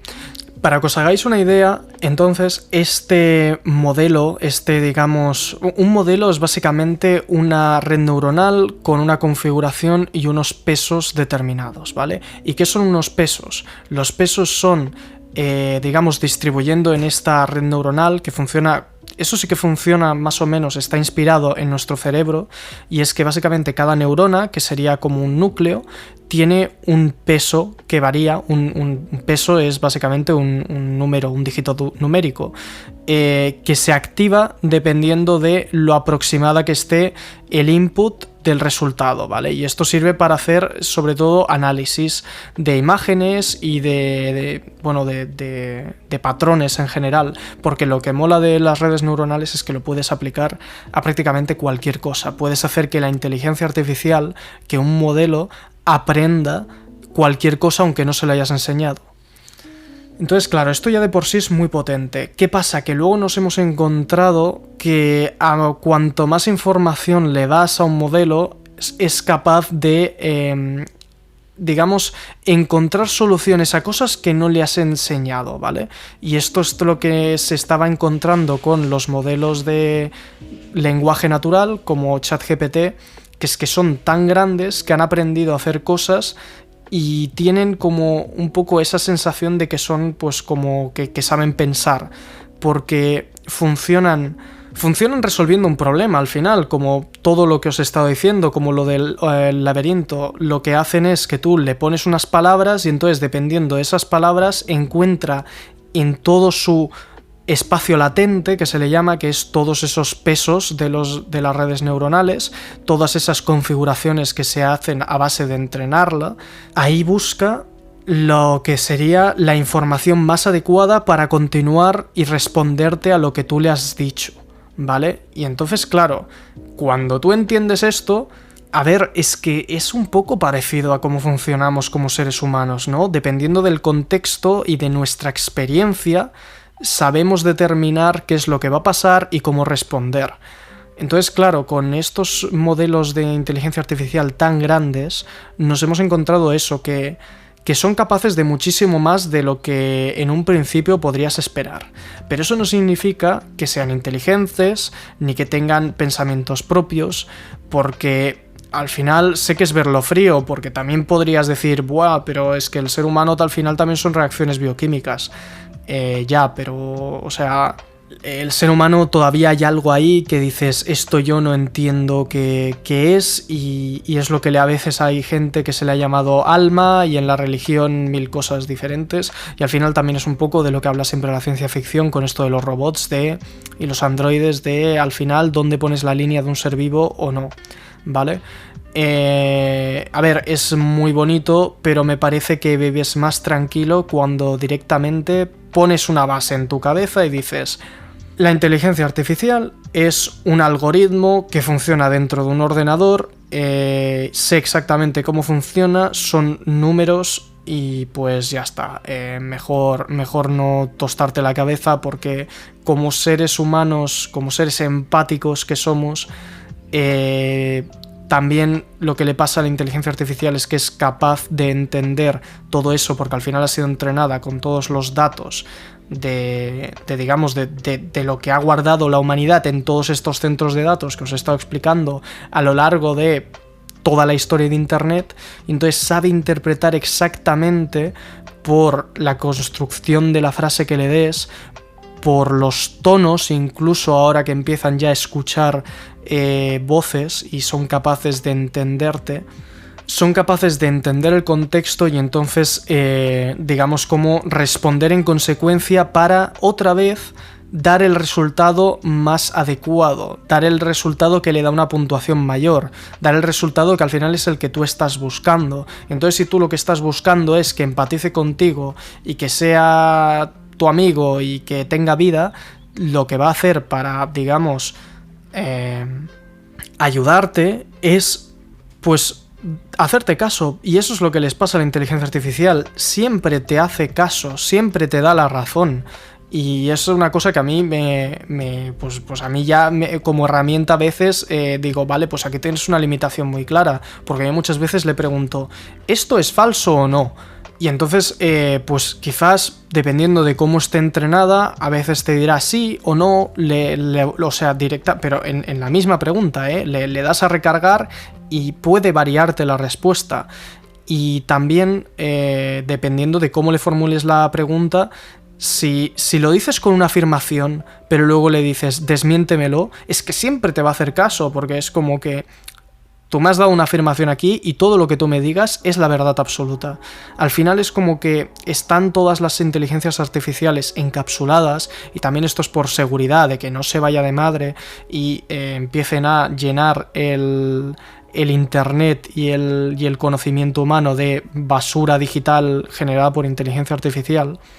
Pero básicamente no pueden conectarse más allá, porque si no serían incontrolables, ¿vale? Y entonces, claro, lo que tú les dices es su mundo, es su realidad, no tienen una experiencia más allá, y por eso de hecho, incluso si miráis en el Bing Chat, tienes un máximo de, me parece, 20 mensajes de conversación. Luego ya ahí se corta, porque es una manera muy buena de controlarlo. En todo caso, si os interesa cómo funcionan las inteligencias artificiales, os recomiendo que, como siempre, miréis. También hay Neural Numbers, es una cosa muy sencillita que te enseña con un ejemplo práctico. Si buscáis Neural Numbers AI, puedes ver básicamente en ese, digamos, espacio latente cómo reacciona a tú dibujar un número, cómo lo interpreta. Y esto es con una inteligencia artificial, digamos, no generativa, sino que analiza, ¿vale? hay, como digo, diferentes tipos y además hay diferentes arquitecturas porque todos son redes neuronales, pero lo que nos encontramos ahora que lo ha petado tanto son los transformers, que es lo que nos permiten hacer IA generativa de imágenes y todas estas cosas. Y se está investigando mucho al respecto y es una cosa súper apasionante, ¿vale? Y ahora me quiero meter un poco con lo de vale, ahora llega la IA, vamos a perder todos nuestro puesto de trabajo y etcétera. Vale, a ver, ¿cuál es mi opinión? La inteligencia artificial y en general también los ordenadores se basan en los datos para crear su punto fuerte. Un ser humano tenemos una mentalidad totalmente diferente, ¿vale? El ser humano es como más abstracto, ¿no? Más efímero. Tienes ideas en un momento y es como que nuestra capacidad de retención de información es más limitada.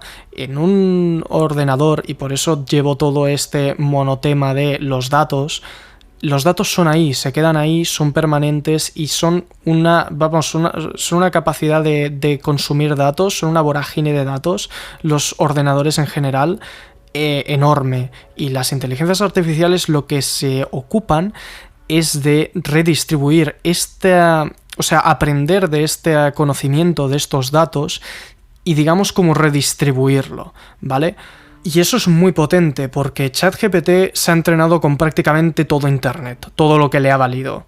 Y entonces no sabemos cuánto pesa el modelo de ChatGPT porque OpenAI no muestra nada, ¿vale? Pero seguramente tienes en unas cientos de gigas que debe pesar el modelo, o quizás incluso menos, porque cuanto más pequeño es, más fácil es de procesar, y al final, para que sea gratuito, tiene que salirles barato. Pero bueno, eso, independientemente de cuántas gigas sean, seguro que no son ni un cuarto del total de gigas que utilizaron para entrenarlo. Y eso está muy bien, porque es otra vez lo que digo, de que una inteligencia artificial es capaz de aprender y generar conocimiento subtrayendo patrones y datos numéricos, ¿vale? Porque aprende con números, aprende haciendo balance de pesos y 1000 cosas. Entonces tienes toda esa cantidad de información ahí bien comprimida y de lo que se están ocupando ahora los laboratorios de inteligencia artificial es de intentar extraer de toda esa información comprimida, ese espacio latente, digamos, información de calidad, sin entremezclarla toda, ¿no? Porque al final, ¿para qué quieres? O sea, si tiene todos los números, o sea, todos los libros que ha existido y que se puedan crear, ¿vale? Es como esta idea, no sé si es científica o filosófica, de que si le das a un mono una máquina de escribir y tiempo infinito, te escribirá pues todas las obras que ha escrito la humanidad y más, porque como el tiempo es infinito, lo tiene todo. Y una inteligencia artificial lo puedes pensar de esa manera. Su espacio latente tiene infinitas posibilidades. Depende de qué pesos se activan, que es el input, es decir, lo que le escribes en el texto, qué imagen te genera después, ¿vale? Qué pesos se activan y qué output te da. Entonces, como digo, nuestra responsabilidad como seres humanos, en cierta manera, yo creo que es básicamente saber extraer de este espacio latente cosas que valgan la pena, porque la IA, por mucho que puede hacer self-tuning, y ahora ya se está trabajando con ello de que se la entrena a ella misma con los outputs que se han dado, pero ya, digamos, refinados con feedback humano, es decir, gente que ha dicho esto que has hecho está bien, esto que has hecho está mal, entonces es como que se reconfigura ella misma y eso también es súper potente.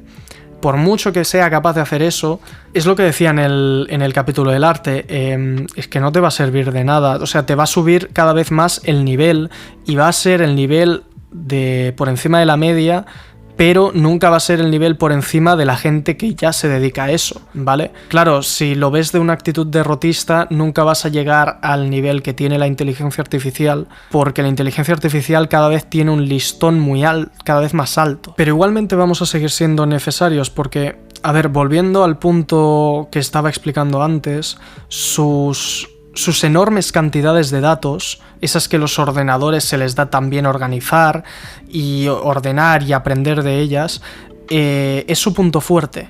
mientras que a nosotros como seres humanos se nos da bien lo contrario. Somos creativos, adaptativos, resilientes, sabemos adaptarnos a situaciones que no hemos visto nunca, ser divergentes, y eso la IA, por mucho que hayamos encontrado esas nuevas cualidades, como digo, cuando la entrenas con muchísima información y es capaz de adaptarse a casuísticas que nunca ha visto, siempre va a tener ese nivel de overfitting que va a hacer que siga teniendo unos límites muy claros de lo que es capaz de hacer, ¿vale? Siempre va a estar capacitada de lo que se le ha entrenado. Y claro, ¿qué pasa? Que tú como ser humano no puedes leerte todo internet y entonces te sorprende la capacidad que tiene ChatGPT. Pero es que lo tienes que entender como una herramienta diferente del ser humano, no intentar compararte con él, porque entonces evidentemente pierdes. Y es bastante irónico que el sistema educativo, ¿vale? Ahora, para meterme con esto, que también habrá un capítulo de esto, pero bueno, es bastante irónico que el sistema educativo siempre nos haya impulsado en memorizar cosas, hacer cosas mecánicamente, que son cosas que hace la inteligencia artificial y los ordenadores en general de puta madre, pues siempre se nos ha intentado inculcar eso. ¿Y qué pasa? Que ahora se encuentra todo el mundo con que puede ser que nos roben el trabajo y que se haya una revolución y todo eso, porque es que tenemos una herramienta que funciona mucho mejor que nosotros para eso, pero es que tenemos que ver para lo que nosotros como seres humanos funcionamos mejor, que es lo que he dicho, ser creativos, resilientes, divergentes, crear arte, crear cosas nuevas.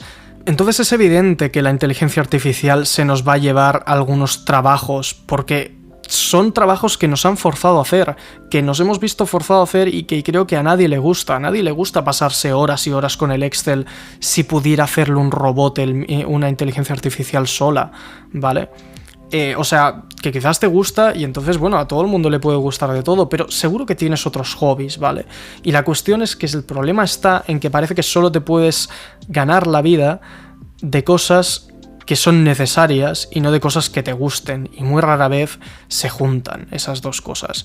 Porque se han esforzado desde siempre, desde la Revolución Industrial, en hacer el trabajo como máquinas, y en eso las máquinas son mejores. Una máquina es mejor máquina que tú haciendo de máquina, ¿vale?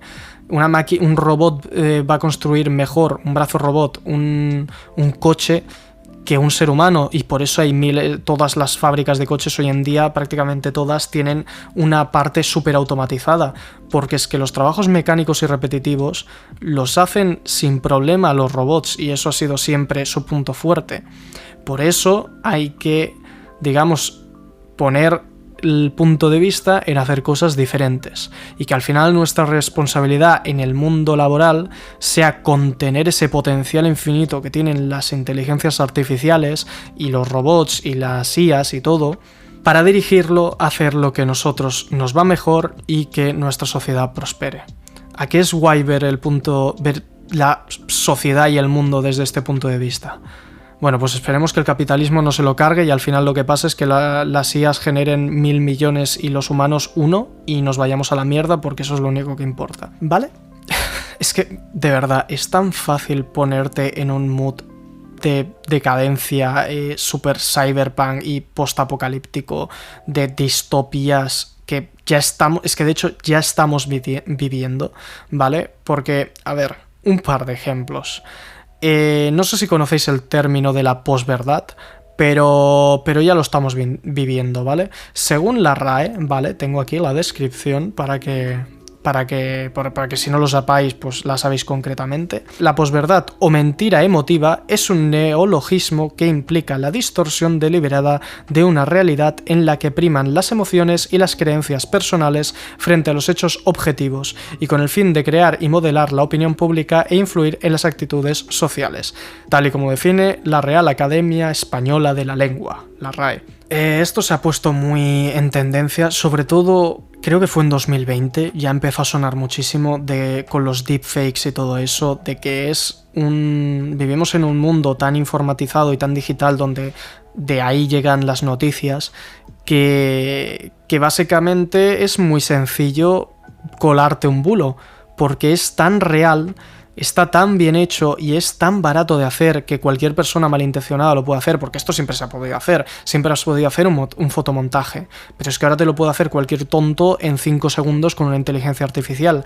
Cuando se democratiza toda esta tecnología, se consiguen cosas increíbles porque muchísima gente tiene acceso a crear cosas que antes ni se podían imaginar, y a la vez tienes entre eso gente que quiere hacer el mal, ¿vale? Porque gana algo con ello y desde luego seguro que alguna motivación más allá de la maldad pura y absoluta tiene. La cuestión es, por ejemplo, un ejemplo de posverdad que hay ahora mismo, que ya, o sea, esto seguro que habéis oído hablar y si no, pues os vais a cagar.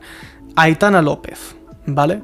Es una AI influencer, que esto es básicamente un modelo entrenado, que es lo que se le llama haciéndole fine tuning, de unas características de una chica que sube fotos a Instagram totalmente ficticia, y entonces actúa como una modelo, como una influencer, y recibe piropos, recibe contratos de empresas para hacer merchandising. Y básicamente hay gente que yo creo que ni siquiera sabe que es una inteligencia artificial, porque la gracia, entre comillas, es que actúa como si fuera 100% real, no fake. Es decir, los comentarios que pone es como me he levantado muy bien hoy, qué buena mañana hace en... La ponen en un paisaje de algún sitio de España, porque como es influencer española, y claro, también va a un target muy específico, porque va con el peinado rosa, es como muy atractiva, y entonces claro, pues ha hecho un boom y tiene 100.000 seguidores en Instagram. 100.000 seguidores de los que estoy seguro de que el 90% no tiene ni idea de que es una ella, o quizás, bueno, 90, espero que un poco más, pero un poco menos, pero bueno. Básicamente hay un equipo de gente que detrás de esta AI influencer han encontrado un modelo de negocio para lucrarse con este mundo de los influencers y las redes sociales, básicamente, que de eso ya, bueno, pues cada uno tendrá sus opiniones, ya si eso comentaré algún día, pero hostia, es que, claro, hasta hace 2 años no habían cosas así. Ha habido un boom en contenido de inteligencia artificial en las redes sociales y ahora es como que yo como artista a veces voy mirando y cuando hay algo muy espectacular digo, vale, ¿dónde está el hashtag de IA, Midjourney, no sé qué, y 1 kilo de hashtags? Raramente no lo encuentro, raramente es algo que haya hecho alguien, porque hacer algo manualmente es muchísimo más difícil que tirarte un par de horas generando una imagen con inteligencia artificial, que oye, está muy guapa, pero cuesta menos de hacer, eso es lo que hay. Tiene un valor igualmente, pero cuesta menos de hacer. Al final el uso de las IAs yo creo que se va a estabilizar y como ya dije en el de arte, los creativos van a ser quienes utilicen inteligencias artificiales creativas. No, la gente normalmente no tiene necesidades de consumo de IA, lo utilizarán para echarle un vistazo porque les hará gracia o por una necesidad muy concreta, pero no vas a encontrar a alguien que no tiene ni idea haciendo una película. Pero por otro lado sí que vas a encontrar a alguien que le gusta el cine pero no sabe hacer cine, evidentemente, viendo una película hecha con inteligencia artificial, con una visión detrás y con algo que valga la pena. O quizás lo niegue totalmente porque hay gente de todo y hay gente que se niega en banda a utilizar la inteligencia artificial. Al final el uso de la inteligencia artificial puede ser lícito o no, y de hecho hay una también movida entre las empresas de cómo se tiene que hacer un modelo de negocio alrededor de la IA. Os explico. Hace unos 6 años, cuando la IA estaba empezando a burbujear, por decirlo de alguna manera, se estaba empezando a cocer algo, se estaban creando departamentos en grandes empresas o empresas separadas con lo que conocemos ahora laboratorios. Se trabajaba mucho en el open source, ¿vale? ¿Qué significa eso? Que se comparten los progresos, se comparte cómo se ha explicado y es como creando papers, que es esto en la comunidad científica, para compartir el conocimiento y cada vez mejorarlo más. Como siempre, todo esto se corrompe por el capitalismo y empresas como OpenAI, que de hecho tienen Open en el nombre, abierto, como el open source, se han hecho privadas. O sea, han hecho una estrategia bastante fea de que siguen teniendo una empresa abierta, que hay algunos proyectos que desarrollan ahí, pero su modelo de negocio con ChatGPT y todo lo que han visto que da dinero y que tienen algo bueno, lo han hecho privado. Ellos dicen que es por la seguridad y por poder controlarlo pasito a pasito. Al final quieren tener control sobre su creación. Y es lícito, pero es totalmente opuesto a lo que decían al principio, pero bueno, es lícito. Y claro, pero también puede levantar suspicacias, porque ¿quién decide qué es lo correcto y lo que no, ¿no? Al final, dar control sobre alguien o sobre una megacorporación, a mí nunca me escucharéis que sea yo súper fan, pero a la vez, sinceramente, también prefiero eso porque, como hemos dicho con lo de la posverdad, si cae en malas manos puede llegar a cualquier sitio. La cuestión es que por mucho que tú lo hagas privado y durante unos meses haya funcionado, hay muchísimas empresas que van por el otro lado, van por el open source y consiguen lo que consiguen las privadas y cerradas en cuestión de meses. Básicamente, Meta tiene esta idea. Stable Diffusion también es una empresa, porque hacer un modelo lo tiene que hacer una empresa, un modelo tan tocho que de generación de texto o de vídeo o de imagen es muy caro de hacer, porque gastan muchísima electricidad, porque tienen que hacer muchos procesamientos, ya hemos hablado de esto. Entonces, esto es muy chungo, ¿vale? Y entonces tiene que crearlo una empresa, no lo puede hacer una comunidad de gente por el amor al arte. Lo que sí que les diferencia a la empresa de Stable Diffusion, que se llama Stability AI, y a Meta con su modelo de Llama 3 y los demás que tienen bastante guapos, es muy gracioso lo de Meta, como iba hacia el metaverso de cara y ha visto que eso se ha hostiado. Y hubo una noticia de que hicieron una reorganización de la empresa de los recursos bestial y básicamente no hacían nada con inteligencia artificial, y con el boom de ChatGPT hace ya un año hicieron un cambio total de rumbo y ahora yo creo que el metaverso está ahí poquito a poquito.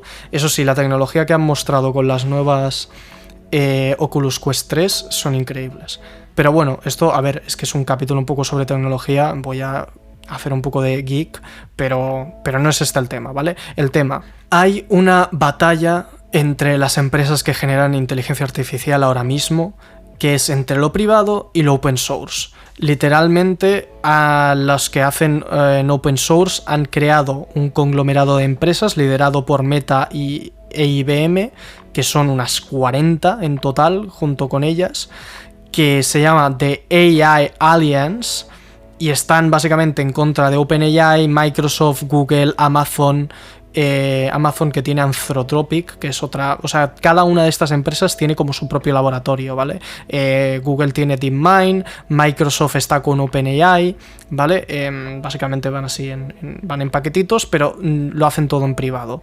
Y Meta e IBM y todas estas básicamente abogan por el open source, porque así se desarrolla más, porque así la competencia también se puede aprovechar, y ellos estas empresas opinan que la inteligencia artificial debería ser open source porque es una inteligencia, o sea, es una tecnología nueva, en pleno desarrollo, muy nueva, y básicamente necesita que hayan gente externa a esa empresa que valide ese trabajo, porque si no puede incluso ser peligrosa. También de ahí esa carta de la inteligencia artificial se tenía que parar porque no se sabe cómo va a afectar, y bueno, y ahora están habiendo regulaciones con la IA en Europa y todo eso. Todo esto me parece que si eres un canal de inteligencia artificial, seguramente, o sea, si ves un canal de esto, seguramente ya te habrás enterado. Te lo recomiendo muchísimo más si quieres estar al día. Yo lo traigo aquí porque quiero hacer también un poco esa reflexión, ¿no? De la inteligencia artificial ahora mismo. A mí me daría miedo que un poder tan tan fuerte que tiene pinta de que va a poder reconfigurar cómo concebimos a la sociedad hoy en día, esté en manos de unas empresas multimillonarias. Que a ver, por un lado digo, mira, mejor que lo tenga una empresa multimillonaria que prácticamente tiene un monopolio que simplemente quiere hacerse con el total del planeta, y bueno, mejor eso que una que sea más pequeña, que haya dado en el clavo con las gallinas del huevo, la gallina del huevo de oro, y esa sí que vaya a saco por el beneficio. Las grandes ya tienen un renombre y tal que las hacen ir un poquito más pasito a pasito, y también tienen más regulaciones porque hay más ojos mirándolas, ¿vale? Al final también son las únicas capaces de hacer estos modelos tan potentes, como digo. Así que tiene sentido.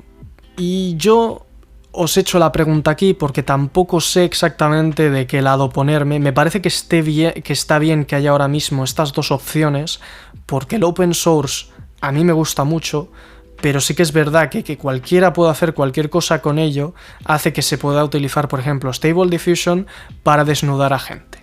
Y eso no está bien, eso está muy mal, ¿vale? Y una macroempresa privada no hubiera permitido eso ni de coña, evidentemente, pero tampoco me gusta darle mi vida a una empresa privada. Así que esto es un poco el ambiente de lo que hay ahora y lo que nos va a venir en los próximos años. Así que dejadme saber en las respuestas o en las redes sociales qué opináis al respecto. Y bueno, sin mucho más, me parece que es buen momento para dejarlo aquí. A ver, como diré en la introducción, se me han quedado muchísimas cosas en el tintero, pero casi que prefiero hacer pausita aquí y dejarlo así como cerrado con la inteligencia artificial y los datos y tal, y ya en el próximo episodio hablo un poco más de estas cosas que se me han quedado en el tintero y las explayo más, porque creo que 2 horitas para esto están más que bien. Estoy empezando a aprender a compartimentar las cosas, que esto es una cosa que la gente después del de trenes me decía, pero yo el de trenes es que quería que fuera así, porque soy capaz de hacer 6 horas, si quiero soy capaz, aunque fue una locura hacerlo, no lo volveré a hacer, pero si quiero soy capaz. Vale, muchísimas gracias por haber escuchado, espero que te haya interesado todo lo que he tenido que decir, que te haya aportado cosas nuevas que quizás no conocías. Al final tengo ese síndrome del impostor de que no sé de lo que estoy hablando, no soy un experto, pero si te aportan cosas nuevas y crees que tú no eras consciente de todo esto, me parece que al final esta capacidad de divulgación y de al final reflexionar juntos nos puede aportar bastante. Y como digo, en el siguiente episodio hablaré de identidad digital, de los Crypto Bros y estas cosas, y sobre Apple. Quiero hablar sobre Apple porque hay hot takes y hay un poco de todo. Pero en este capítulo por aquí lo dejamos. Esto ha sido Kanki Projects por hoy. Está disponible en todas las plataformas. Podéis seguirme en las redes sociales, Instagram, X y TikTok, que ahí subo fragmentos de los capítulos. Estoy muy contento por haber vuelto en este año 2024 y espero que pasemos un tiempo bueno juntos. No sé cuánto va a durar este proyecto, pero yo voy tirando millas. Muchísimas gracias por haber escuchado. Yo soy John Gómez. Me despido. Hasta el próximo episodio.